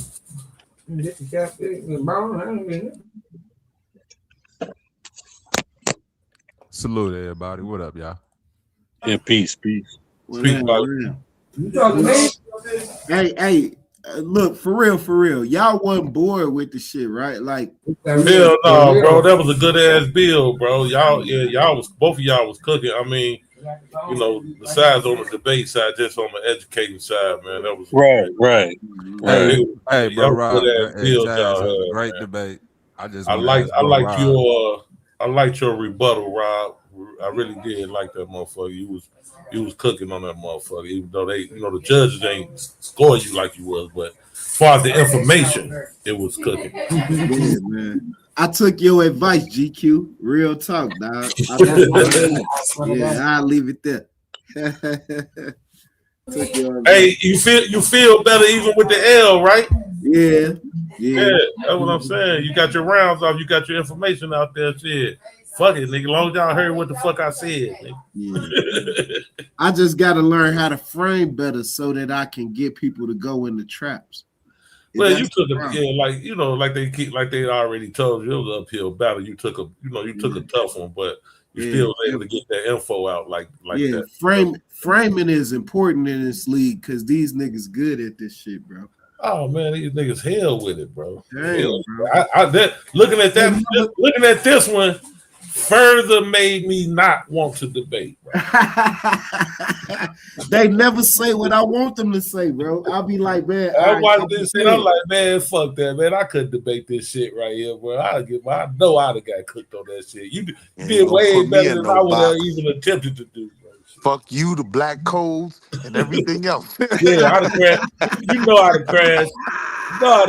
Will it'd have been all kind of, man. Fuck all that shit, nigga. Fuck with you. I'd have definitely crashed, especially in that rapid fire. I'd have crashed all the way out. Like, nigga, I couldn't contain myself, nigga. Fuck it. Fuck you, nigga. Fuck what you talking about, nigga. I just started talking about some other shit. Ain't you the one saying, God damn it, that Martin Luther King wasn't I went all the way left field on their ass. They've been in the chat like, what the fuck is GQ talking about? Well, bitch ass nigga, didn't you say Martin Luther King was a hoe? Right. You said that, nigga. Because like again, right? Like I said, like, man, I really thought that he was gonna go into the Jim Crow shit, right? And so in the same seat that Hiram Rebels had, right? It was this motherfucker. His name was James Verderman or some shit like that. You know what I mean? And basically, the man said the most overt racist ass shit on the congressional record. That, like, man, that would have been clear. Like, it would have been clear. Like, ain't no way, you know, they would have allowed black political progress without the civil rights movement.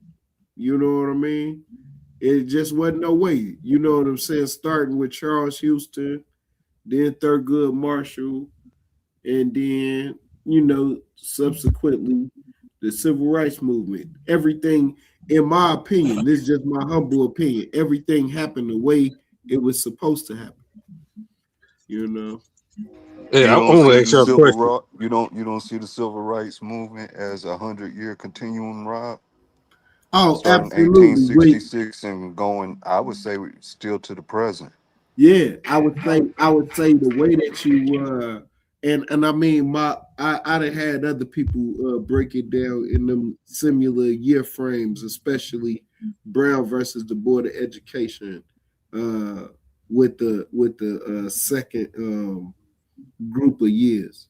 You know what I mean? But that third group, that's the key, right? At the end of the civil rights movement, y'all, the shit moved to like a more intellectual, cultural richness type of, you know, vibe.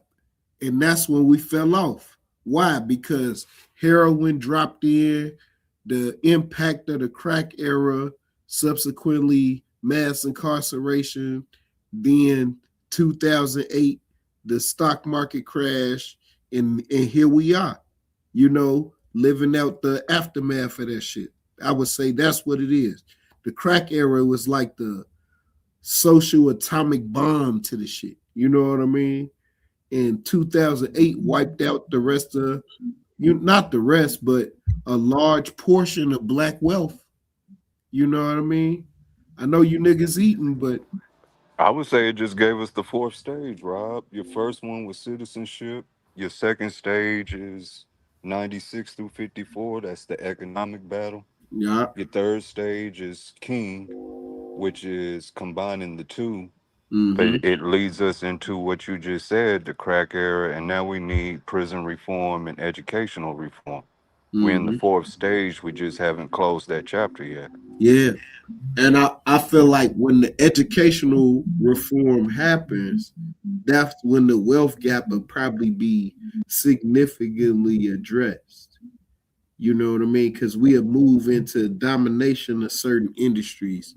as opposed to giving away all our intellectual capital. I feel like we did that. Because we say, and it's not to challenge you, it's just for the audience. And I'm going to mute up and get back to work. I don't think the crack era did as much damage to us socially in this continuum than the removal of black learning institutions and instructors. Once you move that component, even in a fraction of direction, it dismantled that progress that was being made intellectually. Whether you shift the students to all white schools or you remove the instructors who was creating your normal schools and creating these great minds like Houston and Thurgood, and you see that continuing. You get where I'm going? Yeah, Now, 54 now definitely the changed. now Y'all, the you can crack look that at the gave reading. us that gave them a new mechanism of criminalization, but the learning institution has to be looked at just as much as the streets. Yeah, I mean, you know, hey, you don't see Harvard graduates getting locked up for selling weed. You know what I mean? Right. Your educational level literally determines outcomes. That's a fact. And before 54, the educational outcomes in the black community, y'all can look it up, was way not better, nigga. Way better. Way better. Literacy, competency, any metric you want to look at, bro. You know what I'm saying? Capacity, all that shit, bro. You know, you can't just blame it all on technology. Problem solving ain't got nothing to do with technology in the general sense. You have to know what to put in there to get the solution. You know what I mean? So, anyway, you make a great point. You know what I mean? I just feel like, you know, some of those things that we lost in the crack era, you know, I give you a general example, right? It used to be a time, you know what I mean, when you could just knock on your door on your neighbor's door and ask for a cup of flour, and they gave you a bag. That's just what it was in the black community. It was a time when you didn't have to lock your door. That's what it was. I mean, I ain't making this up.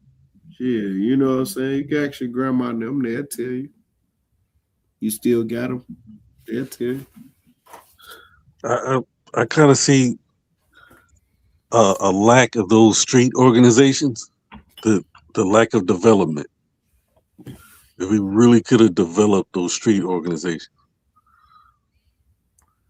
Yeah. Infiltration and distrust of each other.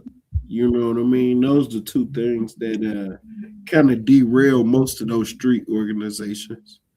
Infiltration by either the FBI, CIA, local police, you know what I mean? And then the built-in propaganda that gets us to distrust each other to this day. You know what I mean? For real.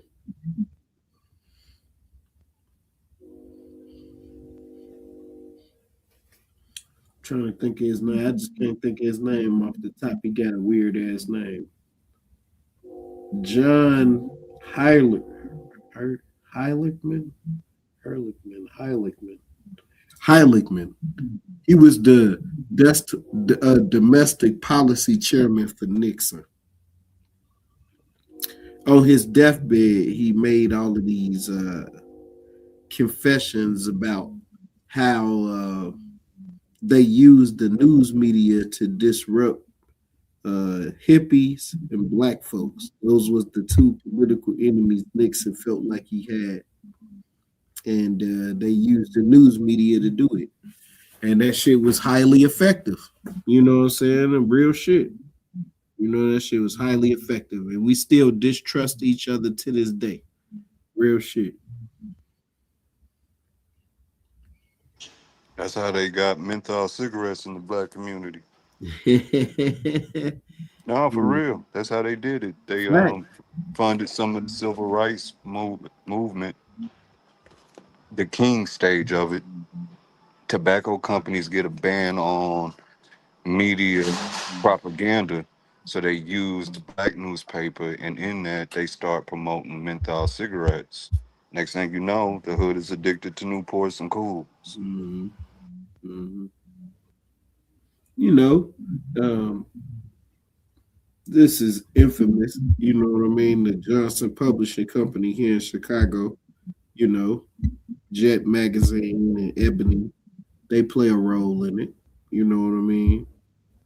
It was another cigarette brand that they used to publish called Moore, and it was either green or red the pack, and they were soft packs. You know what I mean? I remember them. You know what I mean? Cause shit, you know what I mean. I had aunties and neighborhood uncles and shit like that that smoked them. You know what I'm saying? But they was called Moors. You know what I What's mean? the science behind that shit? Man, the more you see it, this is an advertising fact. If I can get you to see it or touch it 8 times, you're gonna buy it. Not that part. I understand the marketing part and science on that part, but uh uh uh but what you said to call you V Vasa Bubba. Bubba. Okay. Yeah. Bubba. Okay. Vasa, is that how you pronounce it? Because I don't want to keep mispronouncing it. Yeah, it's facade. But Okay. Bubba worked. That's my birth All right, name. They Bubba. just didn't put it on paper. For sure. The menthol part. Like what's the science behind that with black people and just like menthol specifically? Well, at the time, the marketing is a lower mechanism, but menthol, the way it attaches to nicotine receptors and the way those attack receptors of the mind, it becomes a highly addictive compound. If that's what you mean, science. Like Yeah, that like it's because most way black people worse. I know smoke menthols, Yeah, and most like because Bobby. I don't cigarettes I is the don't I thing that don't was smoke marketed to bomb no more, everybody. but there was times where you would see niggas with a blunt and they lighting a Newport at the same time. Facts. Yeah. Got to stay out And the smoke circle with them niggas. and it's that menthol chemical itself is just highly, highly addictive, bro. I Extremely always addictive. thought menthol was just peppermint, like mint and peppermint Well, and different shit. it's extracted from various things. You're not extremely wrong for thinking that you own to something, but it's not designed to be a peppermint cigarette, though. No. It's like synthesized peppermint, basically, or that Yeah, they whatever that use a is. couple of different plants, but yeah. Yeah, that's all I wanted to Hey, interject. Bobby, I got What up something with I it, want Rob? to tell you, man. Hey, listen, man. July 27th, I'm coming down there, man. I'm coming down there to see the Cubs play the Cardinals. Okay, I'm gonna have to get some tickets and take the shorties, man, and link up with you. That's around my birthday too, so that'll be all right. All right, yeah, it's on a Monday, folks. It's on a Monday. I Yeah, had to see because I work Monday, so I had to see if that's one of my if that's a day I could get off. okay. I mean, I think the game play in the evening. No, that's what I'm saying. I work nights, so Ah, damn. All right. yeah, I know it'd be them night games. But the Cubs and the Cardinals usually have a series, so they probably got a couple games that Yeah. that Well, on the I'll be in tune with you, and then maybe we can yeah, we'll coordinate. link up. Even if we don't get at the game, I'll come kick it with you. We'll figure out Yeah. something to do. Yeah, I'm gonna ride down on my homies in East Saint, and then of course we Who you we know on in the our way city, to the nigga? game. But we'll chop it up.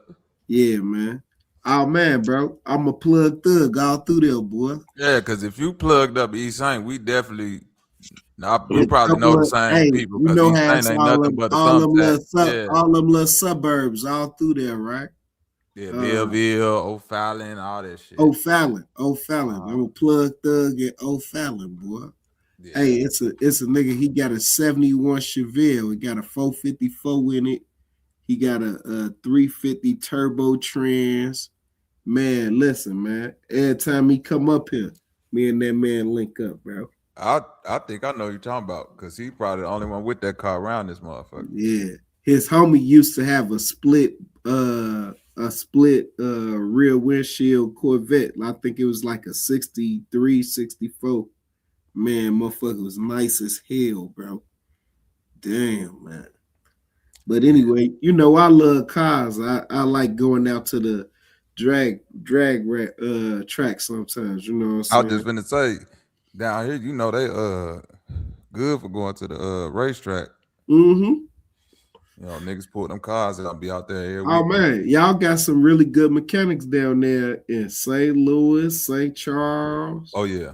It's a speed shop in St. Charles, man. They get all the money, boy. I was today years old when I found out that monster trucks was created here in St. Louis. Yes, sir. I swear to God, I know it always come here, but I thought it was something that was created further down south. They said it was created here.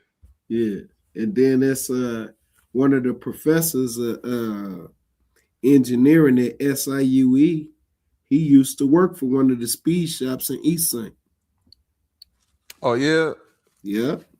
It's a lot of Chicago niggas go to SYUE. Most of them go to Carbondale, but it's a lot of them in SYUE too. Man, I loved it down there, bro. Yeah, that's the more SYUE is viewed as the more like intelligent school. Let me put it like that. Yeah, where the smarter people go. Allegedly. Yeah, man. Shout out to all of the Cougars out there, man. Oh man, loved it down there, bro. Oh yeah, it's outside of the crime, just like most cities, you know, where a lot of black people at, man, it's some dope ass culture there. You dig what I'm saying? The Cleveland, St. Louis, Detroit, motherfucking it all through the Midwest, all these cities, man. It's some cold ass culture. It's just, you know, Kansas City. Kansas City. Yeah, I ain't gonna forget you. I ain't gonna forget you, Domo. KC. Man, you know that KC Mo and KC Kansas, nigga. The common thread through all them cities is blues, man. That is true. Oh yeah. The blues is the heartbeat. I'm talking about live blues. Whiskey, live music is the shit. Yeah. Smell cigarettes. Blues, whiskey, and barbecue. Yeah. Blues and jazz. Yeah, blues and jazz. Yeah. And man, and if you get a singer, man, thank me later. The band alone is good enough for them areas, man. Yeah, I'm telling y'all, man. Yeah. Live music is the shit through all them cities. You ain't lying. Yeah, man. That's the common thread. You know, especially around this time. I want to get my wife up to Chicago, man, so we could see Buddy Guy before he go. You know what I'm saying? Oh yeah, man. That, man. We gotta get up there just to see it. Great show, nigga. Yeah. Great show. Yeah, just to see. He do take a lot of breaks now, though. You know, I wouldn't give a fuck if that nigga took 1,000,000 breaks. Yeah. You feel me? Yeah. I just want to be able to see it and say, nigga, I got to see a nigga Buddy Guy perform, nigga. Man, dude. And then there's some young blues players out there, man. I'm telling y'all, bro. There's some young cats out there. They's monsters, bro. Monsters. The blues, I don't think will never die, bro. Yeah, one of my partners who I ain't go to high school with him, but his older brother, Lewis, he the one, you know, I always credit for put me on the, you know, making beats and shit like that, because he was the older homie that had all the equipment back in the day.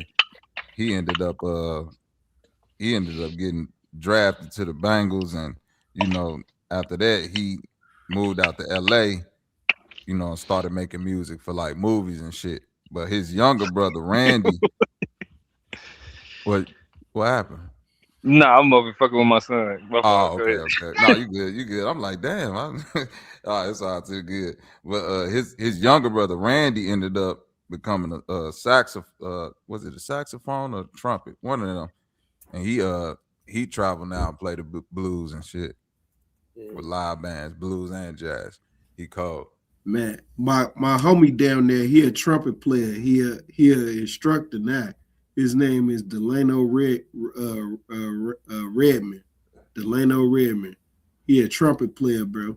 If you ever get to see him live, bro, tell him Rob sent you, man. On the real, bro. That's my man's. Delano Redman. Yeah, Delano Redman. With black people had controlled their royalties sooner if Reconstruction didn't end in 1877. Royalties as far as music? Yeah. Hell no. Hell no. Nah. Because that's music is I done did so many it was the radio debates and shit like that. It's the whole industry setup. Yeah. It ain't got nothing to do with the radio more control of radio stations, maybe. Well, even back then, radio back in it ain't even about the control of the stations. It's about the fact that that's how you got your shit out back then. That was the internet, if you will, back then. But I'm saying outside of that, like think about the people in the juke joints and stuff. They was making money before without radio playing all of that shit. You did because you know what I'm saying. Mouth, being able to control your local scene, even today, is always proved to be lucrative. We didn't have no input on the building of the music industry.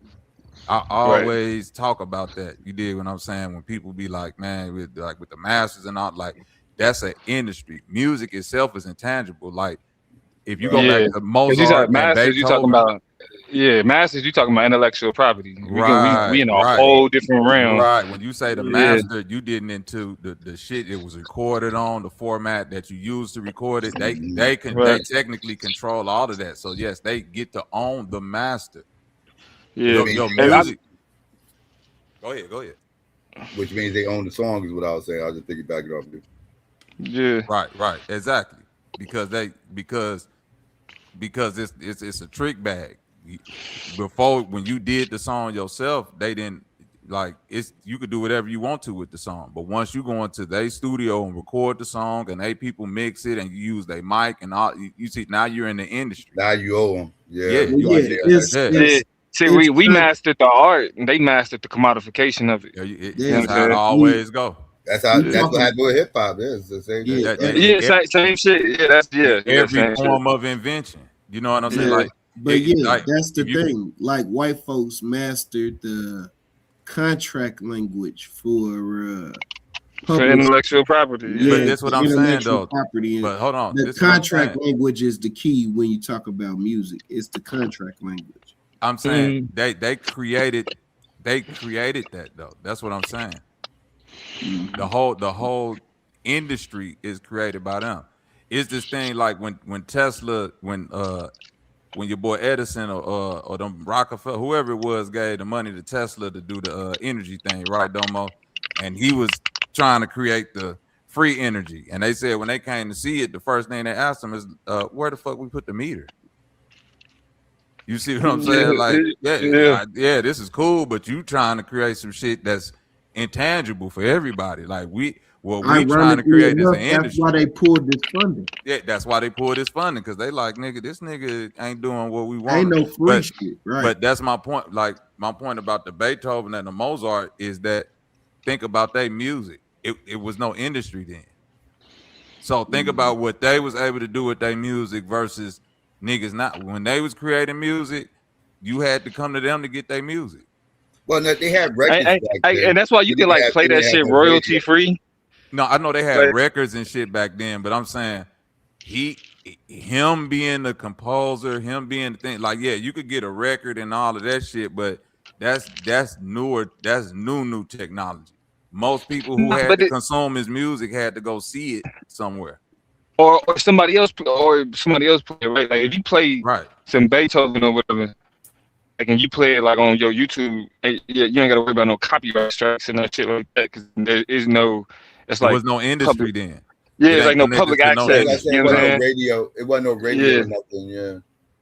Yeah, I mean, but it also that the idea of like control like that and like ownership of music wasn't the same. Like you would know a composer, but that composer would like it'll be a bunch of motherfuckers playing that composer shit if you can. You feel me? Like, and it wasn't like, oh, if you play my shit, then you're gonna be. It's like, nah, it was an honor that niggas wanted to learn Beethoven's Fifth or whatever the fuck that. That's Yeah, the point. but That's the see point. Music was intangible. Well, no, the tangible part is like Beethoven's Fifth and all of these different symphonies that's famous. They're written down. You know what I mean? And so Oh yeah, it's the written, composition. You know what I'm yeah. saying? Yeah. So that's how he's gonna forever get credit for it. You know what I'm saying? They estate is gonna Credit, forever get credit. it's no estate. That's what I'm trying to tell you. That's for the public. Yeah, anybody could play That music Beethoven is for shit. you could right now, if I wanted to, I could get Beethoven's Fifth and replay it with synthesizers and 808s, and I don't owe nobody. And Yeah, sell I that mean, shit. shit, AI play that shit for you. You know what I mean? But that's the point because it's public domain. A Yeah, lot of but I was just saying, like, if you put it on a platform and you want to get paid, and you don't owe replaying nobody. it, yeah, like, it could be easily blocked. That's what I'm saying. No, it can't. That's what I'm telling you. It can't be blocked. If they hear Beethoven's Fifth and no, I'm trying to tell you, Rob. and it's a paid event, like, yeah, man, they are gonna block it, bro. I guarantee. No, they not because it's public. It's public domain. Okay. I'm trying to tell you something. I just thought that in publishing, you can't, listen just to me. perform other people's music. Listen to me. And then not get blocked on that music. That music was created at a time when the industry didn't exist, so it never was owned by anybody. So it's not. I get what you're saying.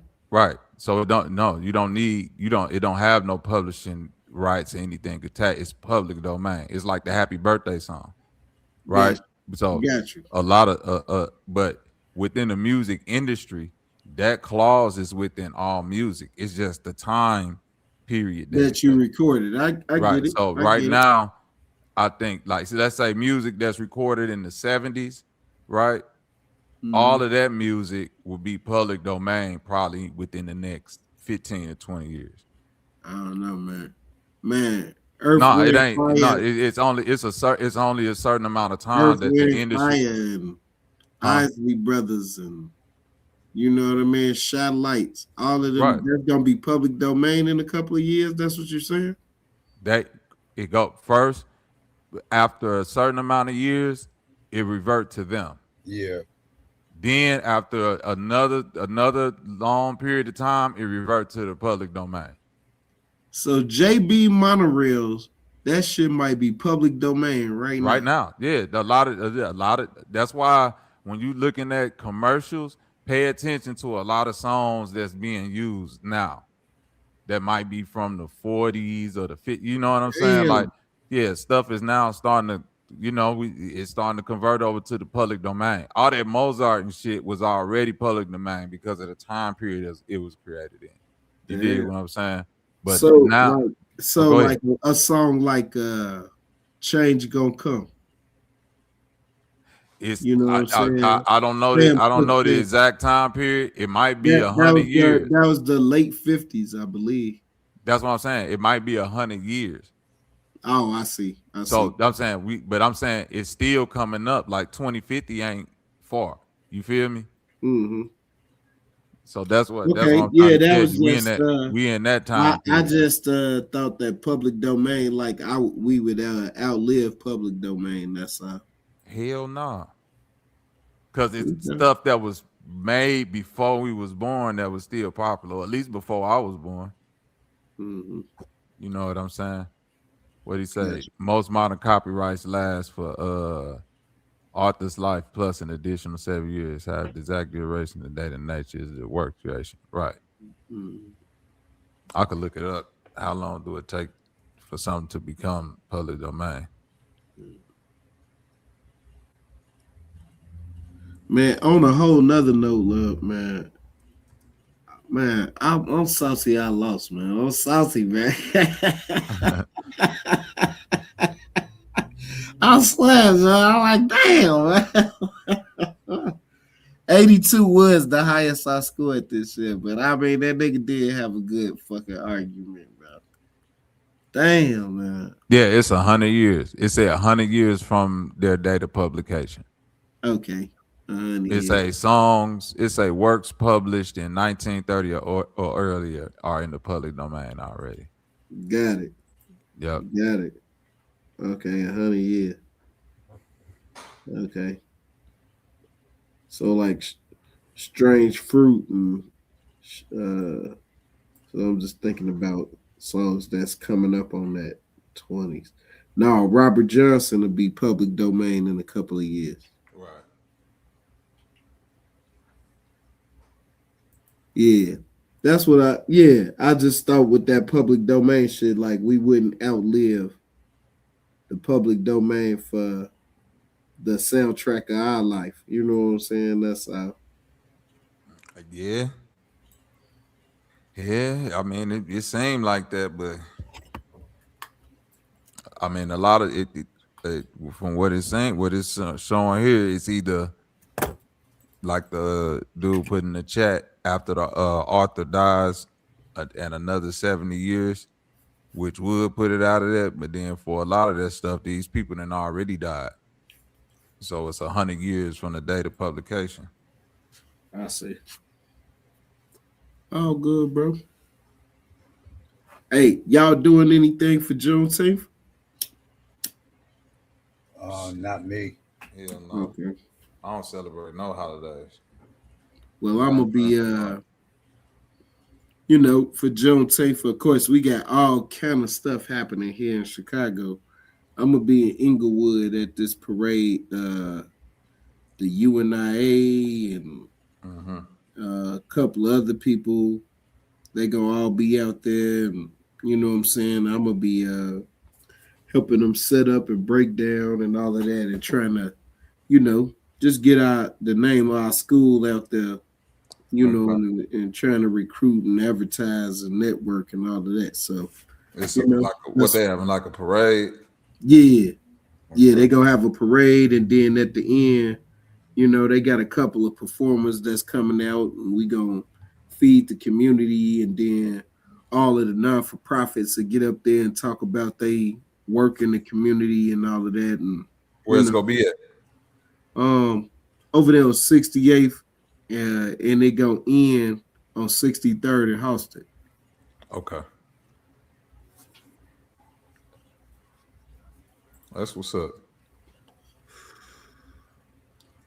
Yeah, but yeah, man. Other than that, man, I appreciate y'all coming and listening tonight, man. Again, I felt like, taking the L tonight. It was a learning experience. I feel like Taz had a really good argument and stuck to it, and I could have worked on a title better. Maybe I should have framed my premise better, but I feel like I'm getting better as I go. You know what I mean? The season was fun. I had fun, and that nervous energy. I like feeling that. You know what I mean? It make me feel like I'm hooping again or whatever. You know what I'm saying? So with that, man, shit, I got an early morning. I got to get out here and help these people set up and everything for the parade, man. And man, enjoyed myself in the season this year, and looking forward to the next activities, and hope I put on well for Chicago and all of that. Everybody know I be saying what up, Joe, and all of that. And it's hard to hide that I'm from the crib, you know what I mean? But hope I put on for the crib. Y'all proud of me, and I just want to come back and, man, next year I am, bro. I said it out loud. I'm coming I want to be the champ. That's what I want to be. You know what I mean? So I'm going to just refine and come back. You know what I'm saying? But other than that, I'm going to sign off, Joe. All right. I'm going to sign off, man. I'm going to holler at y'all, B. No doubt, brother. I appreciate you. Yes, sir.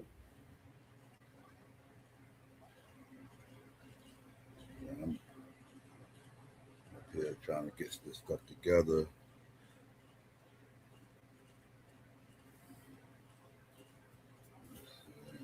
When's the draft? When's the NBA draft?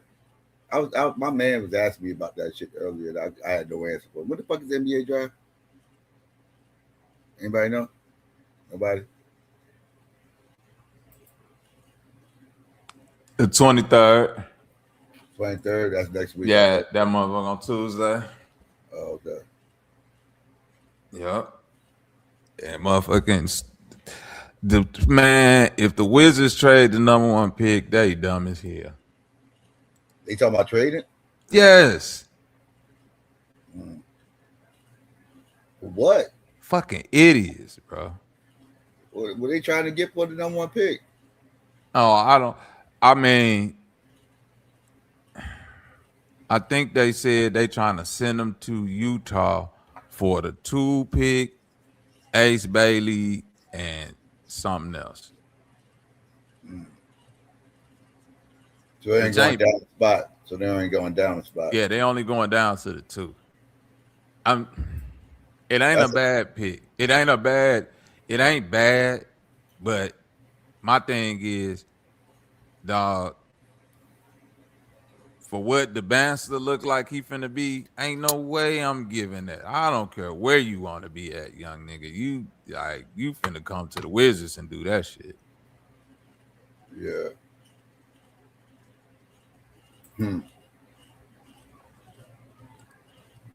If Utah pull that off, Utah might be a goddamn San Antonio like team next year because they actually got a nice squad. You can say, who the fuck is Joe? Come on, bye. Chill out, man. That's how we talk in Chicago. Right. We ain't finna get into crazy ass shit that people be saying for slang and put Atlanta on the table because you niggas be talking in goddamn pig Latin, niggas. So calm down. That is some Chicago shit though, Joe. Yeah, Joe. I ain't never heard that until I started talking to Chicago motherfuckers. They thought that, yeah, Joe, I'm telling you, Joe, this Joe. No, Joe. Nah, yeah. The second I hear somebody say Joe, I know where they from. Like, oh yeah, you from Chicago. Everybody Joe 5. That's who Joe is. Yeah, Joe is from Chicago shit. 5. You talk about we don't call. We know because you ain't from Chicago. But I do know this. I'll say this right now. You in Atlanta and y'all niggas down there got Chicago slang and we don't got Atlanta slang. How about that? Uh-oh. How about that? I was down there. They called everybody folks. I thought the niggas was folks. Phone them on phone. I done heard niggas down there say on phone them grade before. I'm like, way back in the 90s, they was folk. I'm like, these niggas folk. None of them niggas want folk. They folk. They folk. All that merchant and all of that, that's Chicago slang. And ain't no motherfucking y'all niggas ain't come up with that. So chill out, Fi. Look, I'm gonna make Fi hit the link. Yeah. So as you hit the link, I'll mute my mic, nigga. Joe is coffee. Now, how that makes sense? See what I'm saying? Because I done heard people say that. Let me get a cup of Joe. Wait, how do that make sense? Now correlate where Joe and coffee come in. You see what I'm saying, Psycho? He thought he was smart saying that shit. Joe is a cup of Joe. Tell me how the Joe makes sense replacing coffee with Joe. Tell me. Hot lead in Cali. Exactly. But I fuck with it because in Cali got like that might Cali probably got like the actual King's English slang. That's probably what they were saying in England back in the 1800s. Joe, give me a cup of Joe or some shit like that. Cause y'all boys proper as hell out there. You a spot of Joe. Look, I told you. I hate to be killed by. I hate to be. Hold on, real GQ, quick. GQ, we do not say folk because of no goddamn game, nigga. We call each other folk. That's my folk over there. Hey, what happened, folk? Like we ain't saying that shit because of no gangs, nigga. Because of no Chicago, and don't nobody up here say no merchant, nigga. What the fuck? Y'all call everybody folk. There's a lot of y'all call yeah, because that's how we talk. We say, bro. We say cuz too. You think we say cuz because of Crips? Yo, we say cuz too. What up, folk? But you know what funny, GQ? All the Crip niggas always say that we used to say folk because of Crips. So which one is it? Is it GD or Crip, or do we just say folk? Because that's something. That's a word we use. I don't know why the hell y'all said it. I was wondering I'm why. telling you why, nigga. It's just same reason we say cuz, same reason we say bruh. Same That reason my we say folk, that my joke. cuz, that my bruh. We don't Same have no reason we say gang joke. lingo. That shit just came out. Y'all The said the gang same lingo just started. Hey, when is that yeah, last joke. debate? Sunday. For Who this you round debating, Sunday. Spot? Courtney? Yeah. All right. What is it? On whether Taz should have been in the playoffs or not. Wow. Who's the Nah, affirmative? not me, nigga. Should scientific consensus be the source of truth today?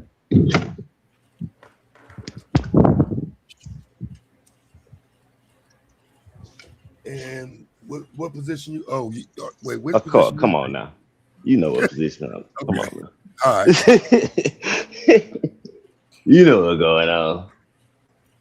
He tried to get me on the Bible debate. I ain't debating no damn Bible shit. That's just boring. He tried to box you in.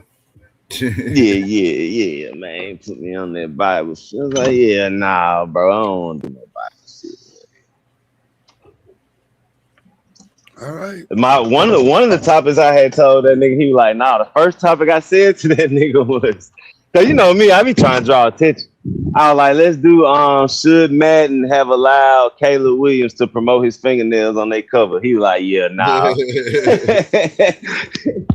Cause you know, I would have said yeah, you know what I'm saying? Let y'all hate on Caleb. Nigga, that's my starter QB. Chill out. Oh, I was gonna be defending him, so shit. All these motherfuckers out here been painting their fingernails. Rappers been painting their fucking fingernails for a decade now. Y'all I just know that shit would have drew some eyes because niggas would have wanted to watch that. You know what I'm saying? Talking about Madden, talking about the fingernail shit. It's a popular conversation. That was never cool. I don't care who was doing it, where they was doing it at, what era they was. That was never cool. Yeah, Prince did it. I'll go through every Madden and talk about how this is the end. like Madden 05, the hit stick. Madden 04, Vic. Madden 93, the ambulance coming on the field. Mm-hmm. Look what they doing now. Yeah, I wouldn't have offered you that debate. Fuck you. Yeah, that shit kind of sickening, bro. But you know, it ain't worth like talking about. Honestly, I don't feel, but it is one of them things. Having played Madden for so many years, it's like, damn, bro, they done folded. That's crazy. Y'all might as well put Michael Sam on the cover, nigga. The fuck y'all doing? Feel me? So my honest opinion of it is I'm kind of impartial. Cause y'all know me, I don't give a fuck what you do with your own fucking fingernails. And you know, live your life, but I still was raised how I was raised. That shit still looks odd to me. You know what I'm saying? Yes, I'm sorry. But that's how earrings were for men hold in on. the 60s. I'm looking you know what I'm at saying? Like men wearing an earring in the left ear was gay at one point. Right. Men wearing earrings was gay. Women wearing pants was oh, you a dyke. And I'm looking at the cover, right? So it's like they folded on him being like, his thing is, I got the painted fingernails, right? That's his thing that like the people kind of, the young motherfuckers know him for. But on the cover, it's just all like Chicago Bears shit on his fingernails. No, that's what's up. Like I say, fam, he repping the city now. I don't know. He repping the city. I don't know what this is. It don't even look like his nails is painted. It just look like stickers or like overlays on his fingers. Like he done fucked the Bears up. They finna be the Gary Bears. Like this shit. Don't do my team, my nigga. Chill out. That's about to piss him off, boy.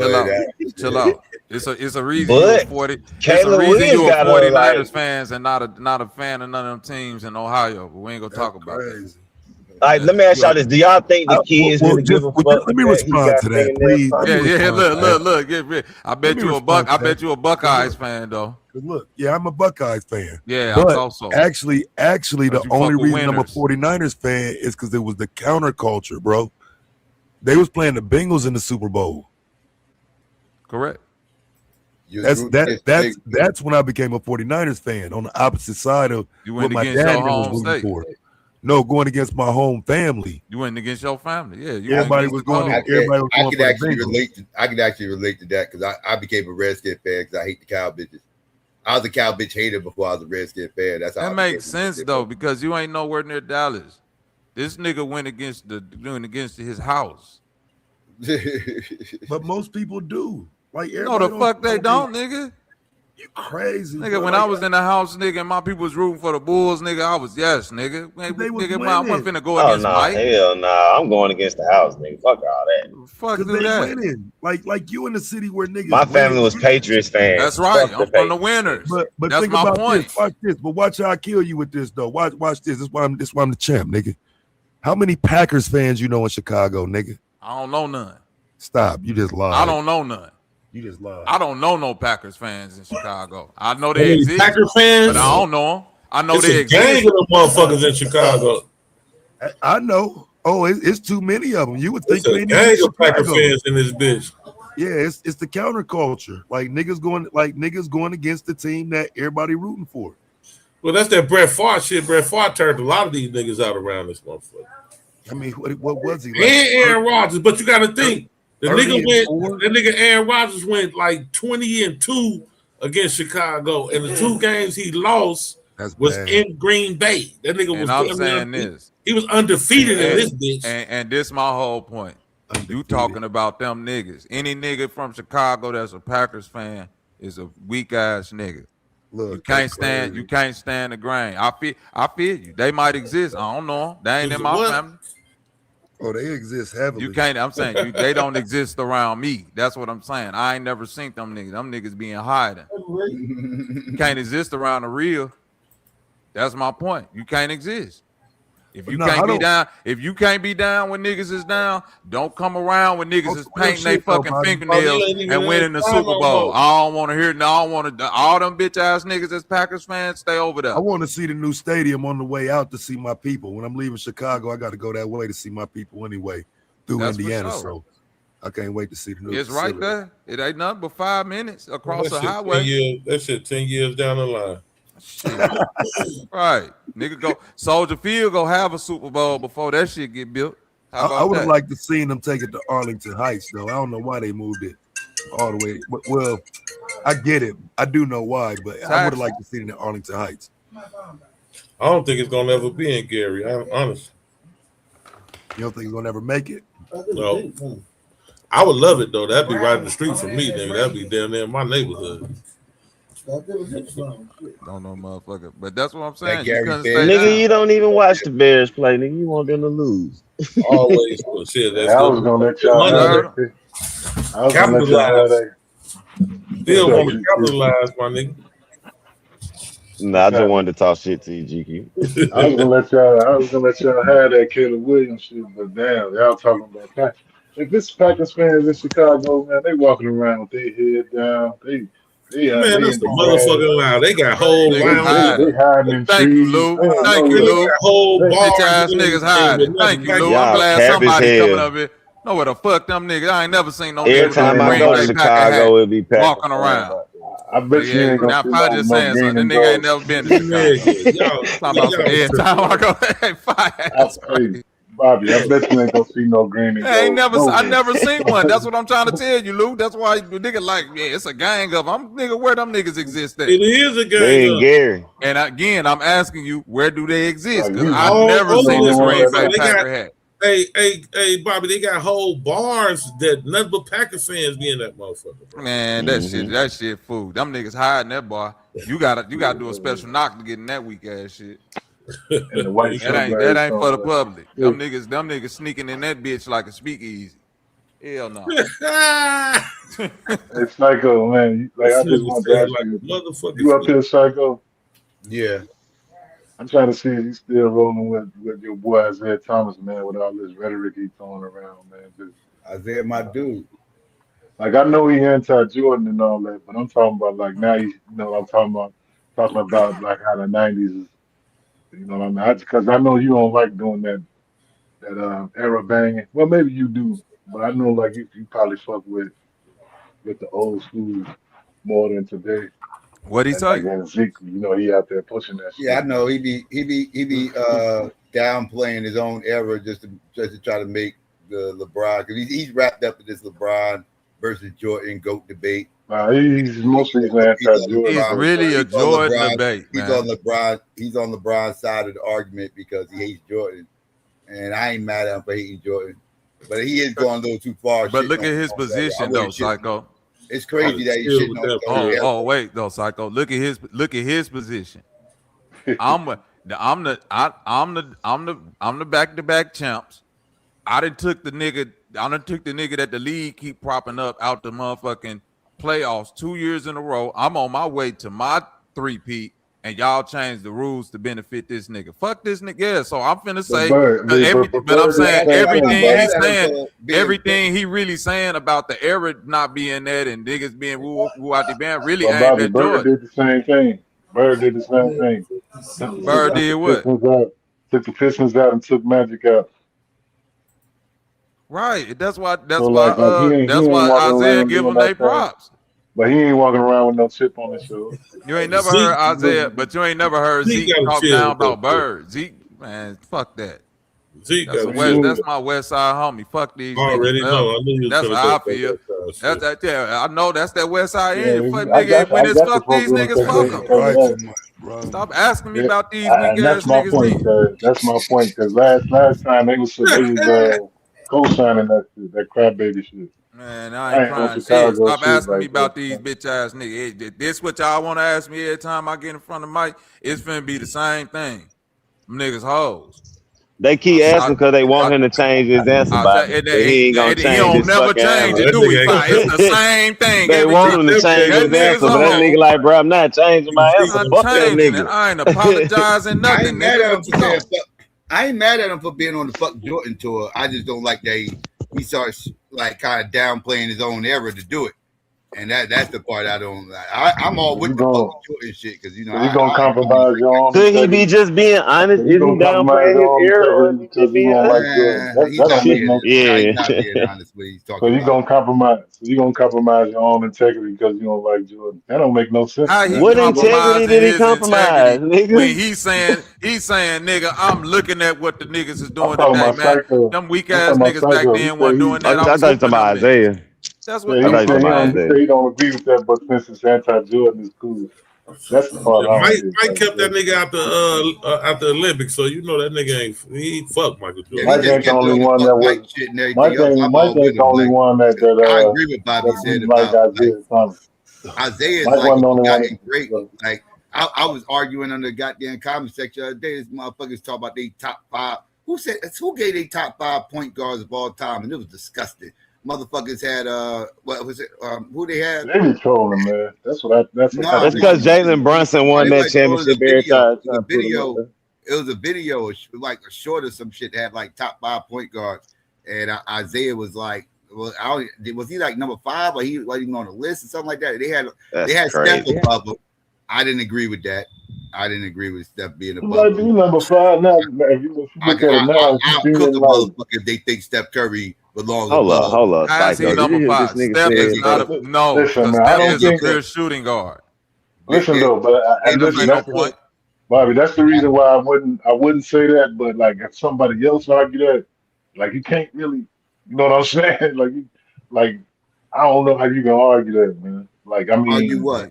Argue what? Like that. If the only merit is going off like 2 point guard, but yet like he in the books as a point guard, even though we know he don't play like I the ain't two getting. point. No, I'll give him the point guard this, that, and third. I'm saying Isaiah belongs above him. I'm saying I'm saying I'll take I Isaiah. don't know, man.